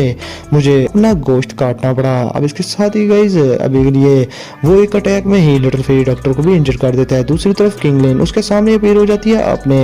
हेवनली सरपेंट को लेकर जो कि 5 हेडेड हेवनली सरपेंट था गाइज। उससे अभी के लिए वो थोड़ा देर रोकने की कोशिश तो करती है, मगर ये थर्ड टियानजुन जो कि बैंगशैंग क्लास का एक्सपर्ट था इनिशियल स्टेज का, ये उससे भी काफी ज्यादा इंजर्ड कर देता है। और अभी के लिए guys little fairy doctor Kinglin और काइलिन काफी ज्यादा इंजर्ड हो चुके थे और लड़ने की स्थिति में बिल्कुल भी नहीं थे वो। और इधर लिटिल शाओ शाओ बहुत ही ज्यादा घबरा रही थी और परेशान हो रही थी और फैंग जुनजी उसे अभी के लिए संभाल रहे थे। अब इधर गाइज वो थर्ड टियानजुन अभी के लिए अटैक कर देते हैं इन तीनों पर। और इससे पहले के लिटिल फेरी डॉक्टर काइलिन और लिटिल फेरी डॉक्टर को ये अटैक लगता है, वहाँ पर गाइज एक बहुत बड़ा ब्लास्ट आता है होता है और वहाँ पर कोई बंदा आकर उस अटैक को रोक देता है। अगले ही पल में हमारी नजर पड़ती है मास्टर यालो पर जो कि गाइज वहाँ पर खड़े थे। ये उन्होंने थर्ड टियानजुन को वहाँ पर ठोक दिया था गाइज और अभी के लिए वो बड़े ही एटीट्यूड में वहाँ पर खड़े हुए थे। लेकिन गाइज अभी के लिए थर्ड टियानजुन को मारने के लिए और उसे इंजर्ड करने के लिए जब मास्टर यालो पलटे थे तो उन पर भी बाकी के 2 कमीनों ने अटैक कर दिए थे जो कि टियानमिंग और गु याओ थे। और मास्टर यालो को ये अटैक लग भी गए थे और वो इंजर्ड भी हो गए थे काफी ज्यादा। अब इसके साथ ही लिटिल फेरी डॉक्टर काइलिन और किंगलिन को मास्टर यालो की फिक्र होना शुरू हो जाती है, क्योंकि अगर मास्टर यालो गिरे तो फॉलिंग स्टार पवेलियन मलिया मेट कर दी जाएगी इन कमीनों के द्वारा। और अभी के लिए टियानमिंग खुश होते हुए कहता है कि मेरी सभी की आर्मी मेरे ऑर्डर सुनो, अभी के लिए जो भी फॉलिंग स्टार पवेलियन में रेजिस्ट करे उसे मार देना और जो आगे सरेंडर कर दे उसे कुछ भी ना कहना। और इसके साथ ही गाइस टियानमिंग मास्टर यालो से बड़े ही एरोगेंटली वे में कहता है कि अभी के लिए तुम इस बैटल के रिजल्ट्स देख ही सकते हो याओ चैन, अभी के लिए तुम हारे हुए हो और अपने डिसेबल्स की तरफ देखो, ये हर तरफ से घेरे जा चुके हैं। अभी के लिए बेहतर ये है कि तुम अभी के अभी यहाँ पर सरेंडर कर दो, क्योंकि तभी तुम लोगों की जानें बच सकती हैं। जिसके साथ ही गाइस अपने मास्टर यालो जो कि काफी ज्यादा इंजर्ड हो चुके थे वो अभी के लिए खड़े होते हुए कहते हैं कि मैं तुम कमीनों के सामने कभी भी नहीं झुकूंगा और ना ही मैं तुम लोगों को यहाँ फॉलिंग स्टार पवेलियन में एंटर होने दूंगा। जिसके साथ ही गाइस मास्टर यालो अटैक के लिए रेडी हो जाते हैं अपनी पूरी पावर इकट्ठी करने के बाद, मगर ये दोनों के कमीने मिलकर मास्टर यालो को काफी हद तक इंजर्ड कर देते हैं और एक खतरनाक अटैक मास्टर यालो पर कर देते हैं, जिसकी वजह से मास्टर यालो खून की उल्टियां करना स्टार्ट कर देते हैं। अब गाइज एक और अटैक ये से पहले मास्टर यालो पर करते और उन्हें किल करते, वहां पर एक तरफ से एक पहाड़ बिल्कुल मलिया मेट हो जाता है किसी पावर के जरिए और वहां पर एक दाव की पिलर आसमान में जाकर टकरा देता है और हर तरफ काले बादल छा जाते हैं और एक आवाज आती है कि आज जो भी वो लोग जो मेरे फॉलिंग स्टार पवेलियन से नहीं और यहाँ पर आए हुए हैं आज वो मारे जाएंगे और ये फॉलिंग स्टार पवेलियन उनका कब्रिस्तान बनने वाला है। ये आवाज सुनने के बाद गाइज इन दोनों बुड्ढों की फट जाती है और अभी गाइस वहां पर एक हेवनली फ्लेम से बना हुआ बड़ा सा ड्रैगन अपीयर हो जाता है और इसे देखने के बाद ओल्ड गु याओ कहते हैं कि ये तो दोशेंग क्लास का कोई एक्सपर्ट यहाँ पर आ गया है। और इसके साथ ही गाइस हम देखते हैं अपने शाओयन को जो कि हवा में चलता हुआ वहां पर अपीयर हो जाता है और अभी के लिए वो मास्टर यालो के पास आ गया था और मास्टर यालो को देखकर अभी के लिए इतना इंजर्ड देखकर शाओयन जब इन दोनों बुड्ढों को देखता है तो गाइस बहुत ही ज्यादा चिलिंग हो रहा उसकी आंखों से निकल रहा था और काइलिन अभी के लिए समझ जाती है कि शाओयन अब इन बुड्ढों को छोड़ेगा नहीं, क्योंकि उसके मास्टर जिसे वो अपना फादर कहता है उसे इंजर्ड कर दिया गया है, वो भी इन दोनों बुड्ढों ने किया और इन दोनों बुड्ढों को अब जीने का कोई हक नहीं शाओयन के मुताबिक। और अभी के लिए अपना शाओयन मास्टर से कहता है कि मास्टर आप बिल्कुल भी फिक्र ना करो, इन दोनों बुड्ढों को अब मेरे हवाले कर दो। जिसके साथ ही इधर लिटिल शाओ शाओ भी कहती है कि डैडी इन दोनों गंदे बंदों को मारो। जिसके साथ ही गाइस आगे से टियानमिंग शाओयन को देखकर कहता है कि ये तो शाओयन है लगता है। और फॉलिंग स्टार पवेलियन के बाकी के डिसेबल्स वो बहुत ज्यादा खुश हो रहे थे और वो कहते हैं कि जूनियर सीनियर पवेलियन चीफ आखिरकार वापस आ ही गए और इधर कायलिन, लिटलफिंगर और किंगलिन जो कि काफी ज्यादा इंजर्ड थे वो भी खुश हो गए थे शाओयन को देखकर। और शाओयन जब इन्हें भी इंजर्ड होता देखते हैं तो वो बहुत ही ज्यादा गुस्से में आ गया था। और अभी के लिए मास्टर यालो शाओयन से कहते हैं कि बदमाश लड़के, तुम्हें 2 साल हो गए, तुम अभी तक अपीयर नहीं थे हुए, तुम्हें अब याद आया यहाँ पर अपीयर होने का। अभी के लिए गाइस मास्टर यालो साइड पर हो जाते हैं इस फाइट से और शाओयन अभी के लिए आगे हो गया था और मास्टर यालो कहते हैं कि तुमने सच में मुझे सरपास कर दिया। अब गाइस ओल्ड गोस्ट गु याओ बहुत ज्यादा गुस्से में आ गया था और वो सारी सिचुएशन समझ गया था और कहते हैं कि 2 साल तक लड़के तुम्हारी मुझे कोई भी खबर नहीं थी मिली और 2 साल के बाद तुम 2 शैंक क्लास का डायरेक्टली ब्रेक थ्रू कैसे कर सकते हो। मुझे लगता है कि वो जो बुद्धिस्टा एंशिएंट ट्री का बुद्धिस्टा हार्ट था वो तुम्हें मिला था, मुझे तुम्हें पहले ही किल कर देना चाहिए था। जिसके साथ ही गाइस अपने मास्टर यालो बड़े एटीट्यूड में कहते हैं कि बुड्ढे कहीं के, अभी के लिए मेरे स्टार सेलम की सीनरी बहुत ज्यादा ब्यूटीफुल है, तुम्हें यहाँ पर दफना देना तुम्हारे शान के खिलाफ नहीं होगा। जिसके साथ ही गाइस मास्टर यालो को शाओयन कहते हैं कि मास्टर आप बिल्कुल भी फिक्र ना करें, इस बंदे को मुझ पे छोड़े, मैं देखता हूँ इसे जरा। अब इसके साथ ही गाइस शाओयन अपने हाथ के एक इशारे से वहां स्पेस को लॉक कर देता है ताकि कोई भी सिग्नल कोई भी भेज ना सके बाहर को। और टियानमिंग ये चीज देखकर बहुत ज्यादा डर जाता है क्योंकि गाइस अभी के लिए वो इकलौता था अपने पवेलियन का, यानी कि प्रोफाउंड स्काई सेक का अकेला बैंगशेंग क्लास का एक्सपर्ट था, उससे ज्यादा स्ट्रॉन्ग कोई भी नहीं था और वही अपने प्रोफाउंड स्काई सेक का मालिक भी था। अगर वो मारा जाएगा तो उसका प्रोफाउंड स्काई सेक बहुत ज्यादा वीक हो जाएगा और अभी के लिए उसे डर के मारे फट रही थी क्योंकि शाओयन अभी उसे छोड़ने नहीं था वाला। और अभी के लिए वो कहते हैं कि इस लड़के ने स्पेस को लॉक कर दिया है, हम हेल्प कैसे बुलाएंगे। जिसके साथ ही थर्ड टियानजुन कहता है कि माना कि शाओयन ने 2 शैंक क्लास का ब्रेक थ्रू कर दिया है और ये 2 शैंक क्लास के 1 स्टार पर पहुंच गया है, मगर अभी के लिए इस लड़के की फाउंडेशन काफी ज्यादा अनस्टेबल है और अभी के लिए अगर हम मिलकर फाइट करें इससे तो हम यहाँ से बचकर भाग सकते हैं, लेकिन अगर हमने मिलकर फाइट ना की तो ये हमें किल कर देगा। इसके साथ ही गाइस वो तीनों मिलकर अपने अपने स्ट्रॉन्ग अटैक्स शाओयन पर कर देते हैं, मगर शाओयन अपने हाथ के एक ही इशारे से उस अटैक को वहीं पर खत्म कर देता है। और गाइस अभी के लिए शाओयन के हाथ में एक अजीब सी टेक्निक थी और अभी के लिए शाओयन कहता है कि ये मेरी खुद की बनाई हुई एंग्री बुद्धा रीइंकार्नेशन टेक्निक है। और गाइस अभी के लिए शाओयन ने ये टेक्निक अभी के लिए अपनी हेवनली फ्लेम से मिलकर बनाई थी। और गाइस अभी के लिए आप देख सकते हैं कि शाओयन की ये टेक्निक काफी ज्यादा न्यू और हमने पहली बार ये टेक्निक देखी थी। और हम देखते हैं कि एक बड़ी सी रिंग वहां पर अपीयर हो जाती है शाओयन के सामने जो कि बहुत ही ज्यादा अजीब थी और वो बड़ी तेजी से घूमना स्टार्ट हो जाती है और इन तीनों के अटैक्स को अपने अंदर अब्सॉर्ब कर लेती है। और अभी के लिए गाइस इस अटैक को शाओयन की इस टेक्निक को देखकर मास्टर यालो बहुत ज्यादा प्राउड फील करते हैं और कहते हैं कि मेरे लड़के अभी के लिए तुमने 2 शैंक क्लास का अभी ब्रेक थ्रू किया, लेकिन तुमने एक दाव स्किल को भी अभी के लिए इजाद कर दिया और क्रिएट कर दिया, वाह तुम वाकई में ही मेरे डिसाइबल हो। और अभी के लिए वो बुड्ढा गो याओ उसकी तो फट जाती है और कहता है कि हमारे सारे अटैक बिल्कुल खाली गए, ये किस तरह की फ्रैटनिंग टेक्निक है इस लड़के के पास। जिसके साथ ही अपना शाओयन अपनी रीइंकार्नेशन टेक्निक को कहता है कि जल्दी से रोटेट करो, जिसके साथ ही वो बड़ी तेजी से रोटेट करना स्टार्ट कर देती है और अभी के लिए गाइस इन लोगों को अपनी तरफ खींचना स्टार्ट भी कर देती है। और अभी के लिए इसके अंदर एक छोटा सा ब्लैक होल था जो कि गाइस किसी भी ब्लैक होल से बहुत ही ज्यादा ब्लैक था और अभी के लिए इन तीनों को उसमें से डेंजरस हो रहा निकल रहा था। अभी के लिए गाइस ये लोग काफी ज्यादा घबरा चुके थे क्योंकि प्रोफाउंड स्काई सेक के बहुत सारे एक्सपर्ट्स उस टेक्निक में फंस गए थे और गाइस उनकी दाव की इवन कि उनकी बॉडी और इवन कि उनकी सोल्स भी उस टेक्निक के अंदर समा गई थी और वो मारे गए थे पूरी तरह से। मास्टर यालो कहते हैं कि इस टेक्निक के सामने किसी की सोल भी नहीं बच सकती, वाह क्या बात है, कितनी यूनिक है ये।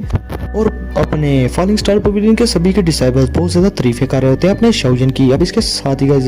हम देखते हैं उस प्रोफाउंड स्काई सेक के कुत्ते को टियानमिंग को जो कि गाइस अपनी जान बचाने के लिए वहां से भागने लगता है और शाओयन से कहता है कि शाओयन मैं हमेशा के लिए तुम्हारी फॉलिंग स्टार पवेलियन का सबऑर्डिनेट बनकर रहना चाहता हूँ, मैं अपने प्रोफाउंड स्काई सेक हमेशा मेरा प्रोफाउंड स्काई सेक हमेशा आप लोगों के ऑर्डर्स माना करेगा, मुझे छोड़ दो। लेकिन गाइस अपना शाओयन कहता है कि अभी के लिए वक्त गया, तुम कमीने, तुम्हें मैं छोड़ूंगा नहीं। क्योंकि गाइस अभी के लिए शाओयन इसे माफ कर भी देता लेकिन इस कमीने ने मास्टर यालो को इंजर कर दिया था, शाओयन इसे कैसे जाने दे भला। अब इसके साथ ही गाइस अपना शाओयन अपनी रीइंकार्नेशन टेक्निक इस पर आजमाता है और वो बड़ी सी रिंग जैसे ही इस बंदे को टच करती है तो इसे अपने अंदर खींचना शुरू कर देती है, इसके बॉडी के टुकड़े टुकड़े हो जाते हैं और ये बंदा गाइस वहीं पर मारा जाता है। अब इसके साथ ही गाइस अपना शाओयन इसे किल करने के बाद सीधा थर्ड टियानजुन को एक जोरदार पंच मारता है जो कि फ्लेम से भरा हुआ था और उस फ्लेम की वजह से थर्ड टियानजुन जलकर राख का ढेर बन गया था। अब इसके साथ ही शाओयन तीसरी तरफ देखते हैं जहां पर गाइज ये ओल्ड गोस्ट गू याओ जो कि अकेला बच गया था वो भाग रहा था और शाओयन उसके पीछे अपीयर होकर कहता है कि ओल्ड गोस्ट तुम कहाँ जाना चाहते हो। अभी के लिए गाइज शाओयन इससे पहले कि उसे मार पाता वहाँ स्पेस फट जाती है और एक बड़ा सा हाथ बाहर निकलता है और वो अभी के लिए इस ओल्ड गोस्ट गू याओ को पकड़ने लगता है। इससे पहले कि गाइज शाओयन ये चीज देखता शाओयन कहता है कि हॉल ऑफ सोल का दोशेंग क्लास का एक्सपर्ट फाइनली इसने खुद को अपीयर कर ही लिया, लेकिन अभी के लिए ये खुद अपीयर क्यों नहीं हो रहा, इसका हाथ क्यों यहाँ पर आया है, ये यहाँ पर इसे बचाने के लिए आ ही गया है मगर मैं इसे जाने नहीं दूंगा। अब इसके साथ ही अपना शाओयन गाइज अपनी रीइंकार्नेशन टेक्निक रिंग को सामने कर देता है और अभी के लिए गाइज वहाँ पर बहुत बड़ा ब्लास्ट हो गया था और अभी के लिए गाइज उस दोशेंग क्लास के एक्सपर्ट ने गू याओ को पकड़ लिया था ताकि वो उसे बचा सके और स्पेस में खींचने लगता है। इससे पहले ही शाओयन वहाँ पर पहुंच जाता है और गू याओ को भी पकड़ लेता है और गाइज अभी के लिए इन दोनों की खींचातानी में गू याओ की बॉडी के 2 टुकड़े हो गए थे और वो मारा गया था गाइज। इसके साथ ही गाइज इस चीज के बाद वो बंदा बड़ा ही गुस्से में आ गया था और वो शाओयन से कहता है कि लड़के तुम्हें ज्यादातर जिंदा रखने का मेरे साउल क्लैन की ही मिस्टेक है, इसमें तुम्हें नहीं मारा गया टाइम से तभी तो तुम दोशेंग क्लास पर पहुंच गए हो, मगर बिल्कुल भी खुश ना होना क्योंकि दोशेंग क्लास पर पहुंच जाना तुम हमारे क्लैन का तब भी कुछ नहीं बिगाड़ पाओगे और हम जल्दी तुम्हें पकड़ लेंगे। अब इसके साथ ही गाइस अपना शाओयन कहता है कि ये दोशेंग क्लास का एक्सपर्ट जरूर मुझसे थोड़ा पावरफुल ही होगा तभी तो इसने मेरी स्पेस लॉक को तोड़ दिया और यहाँ पर आ गया और अपने बंदे को बचाने की कोशिश की, लेकिन गाइस अभी के लिए क्या फायदा, गू याओ तो बिल्कुल फटा पड़ा था। अपना शाओयन कहता है कि तुम बिल्कुल भी फिक्र ना करना, मैं जल्दी तुम्हारे स्टार सोल रिलम के अंदर आऊंगा और सबको मलियामेट करके रख दूंगा। अब इसके साथ ही गाइस अभी के लिए विक्ट्री फॉलिंग स्टार पवेलियन की होती है और फॉलिंग स्टार पवेलियन की इस विक्ट्री की वजह से ये न्यूज हर तरफ फैल जाती है पूरे सेंट्रल प्लेन्स में और फॉलिंग स्टार पवेलियन के चर्चे हर तरफ फैल जाते हैं और अभी के लिए गाइस अपना शाओयन दोशेंग क्लास पर भी पहुंच गया था तो ये भी चीज हर तरफ फैल जाती है कि फॉलिंग स्टार पवेलियन में अभी के लिए दोशेंग क्लास का एक्सपर्ट अपीयर हो चुका है, जिसकी वजह से गाइस फॉलिंग स्टार पवेलियन की रेपुटेशन और स्ट्रेंथ बहुत ज्यादा हद तक बढ़ गई थी और अभी के लिए फॉलिंग स्टार पवेलियन में उसको रिन्यू करने के काम बिल्कुल शुरू हो जाते हैं और बहुत सारे गेस्ट आते हैं फॉलिंग स्टार पवेलियन में बहुत सारे गिफ्ट्स लेकर और कुछ लोग तो फॉलिंग स्टार पवेलियन में मिलना भी चाहते थे, जिसकी वजह से फॉलिंग स्टार पवेलियन की स्ट्रेंथ काफी हद तक बढ़ चुकी थी। अब इसके साथ ही गाइस अपना शाओयन मास्टर यादव से कहता है कि मास्टर अभी के लिए मैं जाकर उन सभी प्रोफॉन्स का सेक्ट और उसके साथ उन सभी फैक्शंस को मारने वाला हूँ और खत्म करने वाला हूँ जिन्होंने प्रोफॉन्स का सेक्ट का साथ दिया, जिसमें गाइस आइस रिवर वैली और भी बाकी के विंड लाइटनिंग पवेलियन और भी बहुत सारी फैक्शंस थी। अभी के लिए अपना शाओयन जाता है और उन सबको मलियामेट करके आ भी जाता है क्योंकि गाइस इन फैक्शंस के साथ शाओयन के पुराने ग्रजेस भी थे और गाइस अपना शाओयन इन लोगों को अगर छोड़ देता तो तब के टाइम फॉलिंग स्टार पवेलियन को हर कोई आसान लुकमा ही समझता और हर कोई कल को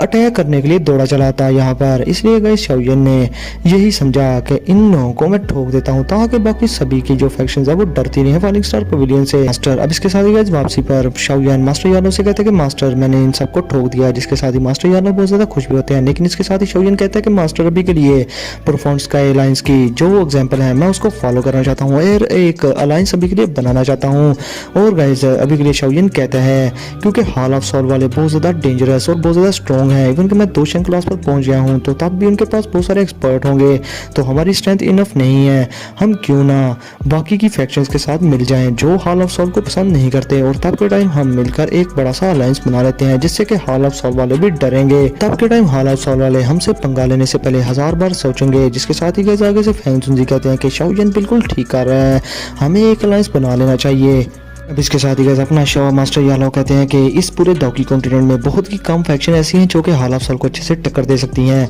और अभी के लिए गाइस अपनी लिटिल फेरी डॉक्टर काइलिन और किंगलिन वो भी कहती हैं कि हमारे जो सेक्ट्स हैं वो भी अभी के लिए फॉलिंग स्टार पवेलियन में मिलने के लिए तैयार हैं, जिस पर गाइस शाओयन आगे से थैंक यू कहता है इन्हें। और आप लोगों को तो बताइए कि गाइस काइलिन का जो सेक्ट है वो तो येन अलायंस में मिला हुआ है और जहाँ तक बात रही लिटिल फेरी डॉक्टर के सेक्ट की तो वो पॉइजन सेक्ट है जो कि चुयन एम्पायर में है, तो वो भी अगर मिल जाएगा तो इतना कोई स्ट्रेंथ में खास फर्क नहीं पड़ेगा, लेकिन चलो देखते हैं क्या होता है। अब इसके साथ ही गाइस अपना शाओयन काफी ज्यादा हैप्पी था अब इसके साथ ही गाइस मास्टर यादव शौयन से कहते हैं कि जहाँ तक बात रही एंशिएंट ड्रैगन क्लैन की और गू क्लैन की, तो उनसे तुम्हारे रिलेशनशिप अच्छे हैं, तुम खुद ही देख लेना उनसे। लेकिन बात रही बाकी की स्ट्रॉन्ग फैक्शंस की, तो अभी के लिए कुछ फैक्शन से मेरी अच्छी खासी फ्रेंडशिप भी है, लेकिन उन लोगों को और उनमें काफ़ी सारे ओल्ड डीमंस भी मौजूद हैं, लेकिन उन लोगों को अलायंस बनाने पर मजबूर करना बहुत ही ज़्यादा मुश्किल काम होगा। हमें काफ़ी सारी ट्रिक्स का यूज़ करना होगा। जिस पर अपना शौयन कहता है कि मास्टर आप बिल्कुल भी फिक्र ना करो, वहाँ पर मैं खुद जाऊँगा और उन लोगों को खुद मिलाऊंगा। क्योंकि गाइस अभी के लिए मास्टर यादव ने एग्जांपल दी थी कि बर्निंग फ्लेम वैली जो कि ऊपर से दिखती है वो बिल्कुल है नहीं, क्योंकि उनके पास एक बहुत एंशिएंट एक्सपर्ट है और वो उनका एंसेस्टर भी है। और बात की जाए एंशिएंट टाइम्स की, तो एंशिएंट टाइम्स में जब शाओ शुआन जिंदा था, शौयन का एंसेस्टर, तो तब बर्निंग फ्लेम वैली का भी एक एंसेस्टर था जो कि शाओ शुआन जितना ही पावरफुल था और उसके जितना ही स्ट्रॉन्ग था। लेकिन उसके जाने के बाद Aahista Aahista burning flame valley decline होती गई और उनके जो एंसेस्टर थे वो वीक होते गए और अभी के लिए उनका एक ही एंसेस्टर बचा है और उसे किस तरह से मनाया जाए शाओ यैन पर निर्भर करता है। और अभी के लिए मास्टर बताते हैं कि वो एंसेस्टर काफ़ी ज़्यादा वीक इस वजह से हुआ क्योंकि उसे एक इंजरी हो गई हुई है और एक सिक्वला उसकी बॉडी में बचा हुआ है। अगर हम उसे रिमूव कर दें तो मे भी कल को वो हमारा अलायंस बनने पर मान भी जाए। अब इसके साथ ही गाइस अपना शाओ यैन अगले ही पल में सीन शिफ्ट होता है तो वो बर्निंग फ्लेम वैली में पहुंचा होता है और अभी के लिए गाइस शाओ ज़ेन से वो बड़े अच्छे से मिलता है और वहाँ पर शाओ ज़ेन की बेटी भी थी जो कि शाओ यैन को हाई फाई कर रही थी। अब इसके साथ ही गाइस वहाँ पर बर्निंग फ्लेम वैली का वो एंसेस्टर अपीयर हो जाता है और गाइस ये एंसेस्टर अभी के लिए 2 शेंग क्लास के 1 स्टार का एंसेस्टर था और तांग चेन का ये फादर था। गाइस अभी के लिए ये बंदा शाओ यैन से कहता है कि तुमने मेरी पोती की हेल्प की थी और मेरी पोती की जान बचाई थी एक पिल रिफाइन करने के बाद, तो अभी के लिए मैं उसके लिए तुम्हारा शुक्रिया अदा करता हूँ। लेकिन बात रही बर्निंग फ्लेम वैली से अलायंस बनाने की, तो ये बहुत ज़्यादा मुश्किल है, जिस पर शाओ यैन उसे काफ़ी ज़्यादा कन्विंस करता है। जिसके साथ ही गाइस वो बंदा कहता है कि अगर तुम बर्निंग फ्लेम वैली के साथ अलायंस बनाना ही चाहते हो तो तुम्हें अभी के लिए कुछ मूव्स को पास करना होगा और ये मूव्स काफ़ी ज़्यादा खतरनाक भी हो सकते हैं। और गाइस अभी के लिए इस एंसेस्टर का नाम था हु याओ और ये बर्निंग फ्लेम वैली का भी के लिए गाइस काफ़ी ज़्यादा स्ट्रॉन्ग बंदा था। जिसके साथ ही अपना शाओ यैन कहता है कि मैं बिल्कुल सीनियर की गाइडेंस लेना चाहूँगा। जिसके साथ ही गाइस अभी के लिए वो जो एंसेस्टर था वो उस हॉल के अंदर ही अपनी फ्लेम को बाहर निकाल लेता है और गाइस ये बड़े बड़े ड्रैगन थे, आप लोगों को तो पता ही है कि ये रैंक 9 की हेवनली फ्लेम है और इससे शाओ यैन पर वो अटैक कर देता है। लेकिन गाइस अपना शाओ यैन भी अपनी हेवनली फ्लेम को बाहर निकाल लेता है और एक डिफेंस बना लेता है। जिसके साथ ही गाइस अभी के लिए हु याओ का बेटा कहता है कि फादर ये मेन हाल है, यहाँ पर फाइट ना करो। मगर गाइस उसका बाप कहाँ सुनने वाला था, वो तो सटकेली खोपड़ी थी और अभी के लिए वो कहता है कि ये लड़का बहुत ज़्यादा तेज है और इसे संभाला नहीं जा सकता इजीली। और इधर गाइस इसकी पोती बहुत ज़्यादा हैरान होती है और कहती है कि वाह शाओ यैन तो बहुत ज़्यादा पावरफुल हो चुका है, मैं जानना चाहूंगी कि कौन जीता है मेरे दादा बू या फिर शाओ यैन। अब इसके साथ ही गाइस अपना शाओ यैन अटैक्स को अभी के लिए सर्वाइव कर लेता है और इसके साथ ही वो कहता है कि सीनियर आपका बहुत ज़्यादा शुक्रिया। जिसके साथ ही गाइस वो जो बुढ़ा था वो आगे से कहता है कि वाह वाह क्या बात है, यंगर जनरेशन ने हमेशा ही ओल्ड जनरेशन को सरपास किया है, ये बहुत अच्छा हुआ। मगर अभी के लिए लड़के ये एंड नहीं है, तुम्हें मार्शल आर्ट हॉल में भी आना होगा और मेरे साथ मार्शल आर्ट्स भी करनी होगी। मैं देखना चाहता हूँ तुम कितने पानी में हो। लेकिन गाइस इससे पहले कि वो कुछ और बोलता है उसके मुंह से खून आना शुरू हो जाता है और ये उसी पुरानी इंजरी की वजह से था जिसका जिक्र मास्टर यादव ने किया था। अब इसके साथ ही शाओ यैन कहता है कि सीनियर हो जाओ। जिसके साथ ही गाइस सीनियर हो जाओ को जो बेटा और पोती थी वो उसके पास आ जाते हैं और कहते हैं कि ग्रैंडपा अभी के लिए आपकी इंजरी वो दोबारा से खुल चुकी है, आपको रेस्ट करने की ज़रूरत है। अभी के लिए गाइस वो जो एंसेस्टर था वो खांसते हुए कहता है कि मैं पिछली बार होंटी आंडी से मैंने फाइट की थी हज़ारों साल पहले, मगर उसने मुझे सीरियसली इंजर्ड कर दिया था। मैंने बहुत सारे मेथड्स का यूज़ किया अपनी बॉडी से उसकी एनर्जी को निकालने का, लेकिन गाइस मैं उसे नहीं निकाल सका। अब इसके साथ ही शाओ यैन उस एंसेस्टर की वेन्स को चेक करता है और कहता है कि आपकी मेरिडियंस में poisonous like black energy linger कर रही है और इसकी वजह से आपकी इंटरनल इंजरी अभी के लिए हील नहीं हो रही। और अभी के लिए गाइस होंटी आंडी से इस एंसेस्टर की फाइट क्यों हुई, कैसे हुई, ये तो आने वाले टाइम में पता चलेगा, लेकिन मैं कोशिश करूंगा फाइंड आउट करने की। होंटी आंडी का तो आप लोगों को पता है कि वो हून क्लैन का लीडर है जो कि अभी के लिए गाइस शो नहीं हुआ। अब इसके साथ ही गाइस उसकी बेटी हो और कहती है कि शाओ यैन क्या तुम मेरे ग्रैंडपा को ठीक कर सकते हो। जिसके साथ ही शाओ यैन कहता है कि अगर मैं हेवनली फ्लेम्स की 80% पावर को सक्सेसफुली गैदर कर दूं तो तब के टाइम 80% चांसेस है कि मैं तुम्हारे ग्रैंडपा को ठीक कर सकता हूं।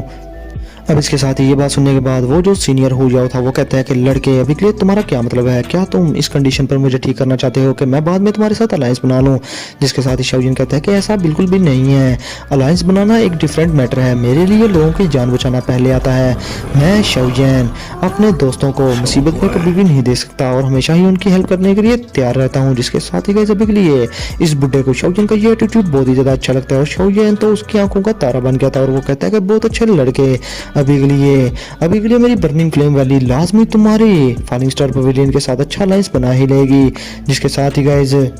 वो मजीद कहता है कि लड़के तुम तो लड़ते भी हो और साथ में पिल रिफाइन भी करते हो, वाह क्या बात है, तुम तो ऑलराउंडर हो। वो एंसेस्टर कहता है कि लड़के वैसे भी बर्निंग फ्लेम वैली की तुमने काफी हेल्प की थी, लेकिन अभी के लिए अगर अलायंस बनाना चाहते हो तो तुम्हें होवर के साथ शादी करनी होगी। जिस पर गाइस उसका बेटा कहता है कि हाँ बिल्कुल शाओजिन, सोच लो इस बारे में। जिस पर अपना शाओजिन कहता है कि नहीं नहीं ऐसा बिल्कुल भी नहीं हो सकता, मेरे पास ऑलरेडी एक स्वीट हार्ट है। जिस पर गाइस अभी के लिए वो बुढ़ा कहता है कि चलो ठीक है, फिर मेरी बेटी और अपनी उस लवर से फाइट करवा देना, जो जीतेगा वो तुम्हारे साथ शादी करेगी। तो गाइज ये रही मजाक की बातें। अभी के लिए हमारा सीन शिफ्ट होता है फ्लावर सेक्ट पर और बर्निंग फ्लेम वैली को मनाने के बाद शाओजिन सीधा चला गया था फ्लावर सेक्ट के अंदर और शाओजिन ने ये अलायंस वाला प्रस्ताव उनके सामने भी रख दिया था। और अभी के लिए गाइज अपनी जुन इस स्क्रॉल को लेकर माउंटेन्स में चली जाती है पुराने एल्डर्स के पास जो कि कभी भी शोर नहीं थे हुए। और अभी के लिए वो कहती है कि फॉलिंग स्टार पवेलियन चाहते हैं कि वो हमारे फ्लावर सेक्ट के साथ एक अलायंस बना ले ताकि हाल ऑफ सोल के लोगों का अच्छे से मुकाबला किया जा सके। और आप लोगों को तो पता है कि जूनियर पवेलियन चीफ है जो फॉलिंग स्टार पवेलियन का, उसने हमारे सेक्ट की काफ़ी ज़्यादा हेल्प की है और तो और हमारे 2 एल्डर्स की भी उसने कई बार जान बचाई है। और एल्डर्स अभी के लिए मैं आप लोगों से पूछना चाहती हूँ कि आपकी इसके बारे में क्या राय है। जिसके साथ ही गाइस अभी के लिए वो दरवाजा अभी के लिए बंद ही था लेकिन आगे से कुछ जवाब नहीं आता, इसका जवाब तो आने वाले टाइम में ही पता चलेगा। अब इसके साथ ही गाइस अगले ही सीन में हम देखते हैं शाओजिन को जो कि वापस से फॉलिंग स्टार पवेलियन में आ चुका था और वो कहता है मास्टर यालाओ से कि अभी के लिए फ्लावर सेक्टर और बर्निंग फ्लेम वैली अलायंस बनाने पर हमारे साथ मान चुकी हैं और एग्री हो चुकी हैं। अभी के लिए देखा जाए तो अभी भी हमारी स्ट्रेंथ बिल्कुल भी इनफ नहीं है हाल ऑफ सोल को टक्कर देने के लिए। अब इसके साथ ही गाइस अपना शाओजिन कहता है कि हमें पिल टावर को भी उनके साथ भी अलायंस बना लेना चाहिए क्योंकि उनके भी ताल्लुकात हाल ऑफ सोल के साथ बहुत ज़्यादा ख़राब हैं। अब गाइस पिल टावर का नाम सुनने के बाद अपने मास्टर यालाओ गुनगुनाने शुरू कर देते हैं और ये चीज़ फेंग जुनजी को बिल्कुल भी अच्छी नहीं लगती और वो बहुत ज़्यादा गुस्सा हो जाते हैं। और अभी के लिए अपने शाओजिन कहता है कि सीनियर शुआन कोंग जी हैं जो वो मास्टर आपकी बात पर ज़रूर एग्री हो जाएंगे और आपको ज़रूर सपोर्ट करेंगे। जिसके साथ ही गाइस अभी के लिए फेंग जुनजी भी कहते हैं कि हाँ ये बिल्कुल भी ठीक कह रहा है, अगर तुम बंदे हो और अगर तुम मर्द हो तो जाकर अपनी मिस्टेक्स को फेस करो जो तुमने पास्ट में की थी और जाकर पिल टावर वालों को अभी के लिए अलायंस बनाने पर एग्री कर लो। अभी के लिए अपने मास्टर की शक्ल आप देख सकते हो जो कि अभी के लिए 12 बजे हुए थे उन पर। और अभी के लिए गाइस आप लोगों को तो पता ही है कि शुआन जी और मास्टर यालाओ के दरमियान पास्ट में कुछ चलता रहा था, तो चलो देखते हैं आगे क्या होता है। ये मांगा की बात कर रहा हूँ गाइज, बीच में जहाँ पर नोवेल थोड़ा इंटरेस्ट नहीं रहता तो गाइज वहाँ पर मैं मांगा को थोड़ा सा ऐड कर देता हूँ, इस चीज़ पर माइंड ना करना। अब इसके साथ ही गाइज अभी के लिए लिटिल फेरी डॉक्टर किंगलेन शाओजिन कहते हैं कि आपने मास्टर कौन सी मिस्टेक्स की थी पास्ट में। जिस पर अपने फेंग जुनजी बड़े ही गाइज संकी बनते हुए कहते हैं कि शुआन कोंग जी बेचारी वो इस बुड्ढे को अपना दिल दे बैठी थी मगर इसने उसकी कदर नहीं की। जिसके साथ ही गाइज अपने मास्टर यालाओ ने घंटा फर्क नहीं पड़ता और वो कहते हैं कि यहाँ से दफा हो जाओ। मगर गाइस अभी के लिए अपने फेंग जुनजी कहते हैं कि वो बंदा जो कि पिल टावर में एक बार चैंपियन रह चुका है वो 100 सालों से भी ज़्यादा सालों तक अभी तक पिल टावर में वापस क्यों नहीं गया, इसके बजाय वो इर्द गिर्द आवारागर्दी क्यों करता रहता है और पिल टावर में क्यों नहीं जाता। कुछ तो किया होगा इसने, कोई तो मिस्टेक की है जिसकी वजह से गाइस अभी के लिए मास्टर यालाओ और भी तब जाते हैं और कहते हैं कि तुम शाओजिन और बाकी के लोगों के सामने मेरी इज्जत का बर्ताना बनाओ। और अभी के लिए गाइज हम देखते हैं मांगा में जहाँ पर गाइज अभी के लिए ये जो शुआन कोंग जी थी वो मास्टर के साथ बैठी हुई थी और ये पास्ट की मेमोरीज थी मास्टर यालाओ की। और अभी के लिए गाइज वो मास्टर यालाओ से कह रही थी कि मुझे मेरा जो पार्टनर होगा उसके बारे में मैंने बहुत सारे ख्वाब सजा रखे हैं और वो मुझे हमेशा फॉलो करे, जो मैं कहूँ वो माने, जो मैं ऑर्डर करूँ वो भी माने और हमेशा मेरे पीछे पीछे फिरता रहे। अब इसके साथ ही गाइज पर मास्टर यालाओ कहते हैं कि अगर वो तुम्हारे ऑर्डर ना माने और तुम्हारी बातें ना माने, जिसके साथ ही गाइज आगे से शुआन कोंग जी कहती हैं कि देखो मेरे पास ब्रेन वॉशिंग पिल भी है और ये पपेट पिल भी है, ये खिलाने के बाद मैं उसे अपना पपेट ही बना लूँगी। जो सुनने के बाद अपने मास्टर याला बड़ा गुस्सा हो जाते हैं और अभी के लिए गाइस शॉन कोंगजी ने मे भी पास्ट में मजाक ही किया हो। अब इसके साथ ही Kyle and Littlefield doctor Kinglin master Yala को बातें सुनाते हुए कहते हैं कि आप बुज़दिल हैं। अब गाइस मजाक की बातों को छोड़ो, अब अगले शाओयन मास्टर यालो को किसी न किसी तरह से एग्री कर ही लेता है वहाँ पिल टावर में जाने के लिए और अलायंस का प्रस्ताव रखने के लिए। अब इसके साथ ही गाइस पिल टावर के हाल में हमारा सीन छूटता है मास्टर यालो पर। अभी गाइस वो चाय की चुस्कियां ले रहे थे और वहाँ पर शॉन कोंगजी के 2 हेड्स थे बाकी के, वो भी आ जाते हैं वहाँ पर और वो मास्टर यालो को देखकर बहुत ज़्यादा खुश होते हैं और अभी कहते हैं उड़ जाओ, तुम आखिर वापस आए गए, तुम्हें देखकर बहुत ज़्यादा खुशी हुई। अब इसके साथ ही गाइस अब शॉन कोंगजी से मिलने के बाद मास्टर यालो की नज़र पड़ जाती है शॉन जी पर और गाइस शॉन जी अभी के लिए शर्माना शुरू हो जाती है और मास्टर यालो उसे देखकर सीधा लाइन मारते हैं और कहते हैं कि काफ़ी साल हो गए तुम्हें मिले हुए, तुम पहले की तरह ही उतने ही ज़्यादा खूबसूरत हो। अब इसके साथ ही गाइस जिस पर शाओयन बिल्कुल हक्का बक्का हो गया था और कहता है कि इसके मास्टर का इतना ज़्यादा बुढ़ा होने के बाद भी टर्कियों का ये मास्टर है, वाह क्या बात है, आखिर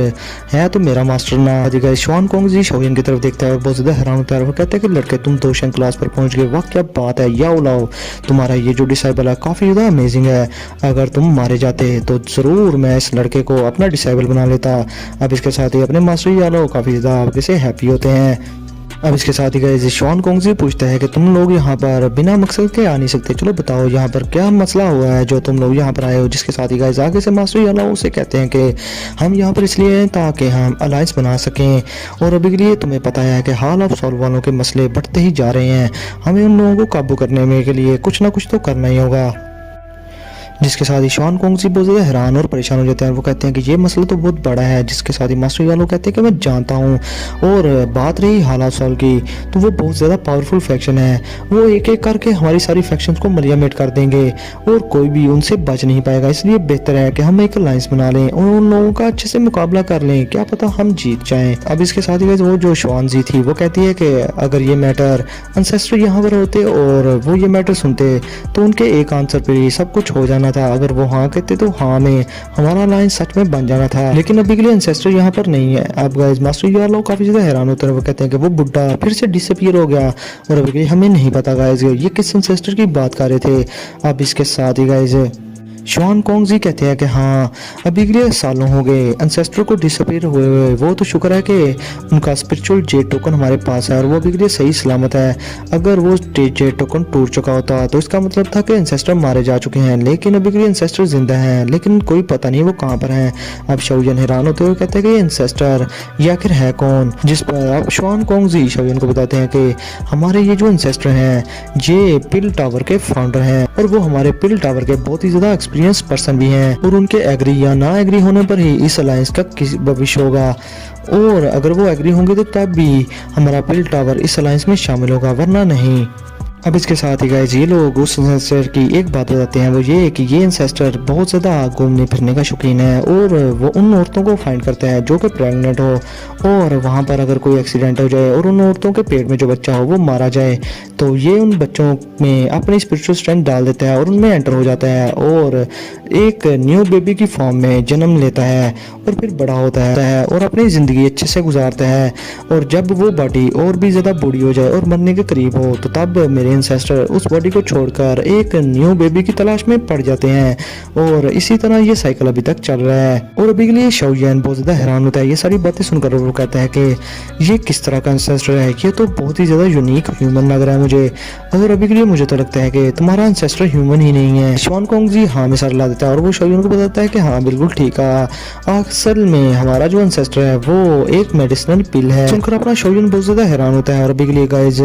शॉन कोंगजी शाओयन को बताते हैं कि हमारे एंसेस्टर एक लेजेंडरी डी टायर मेडिसिनल पिल है।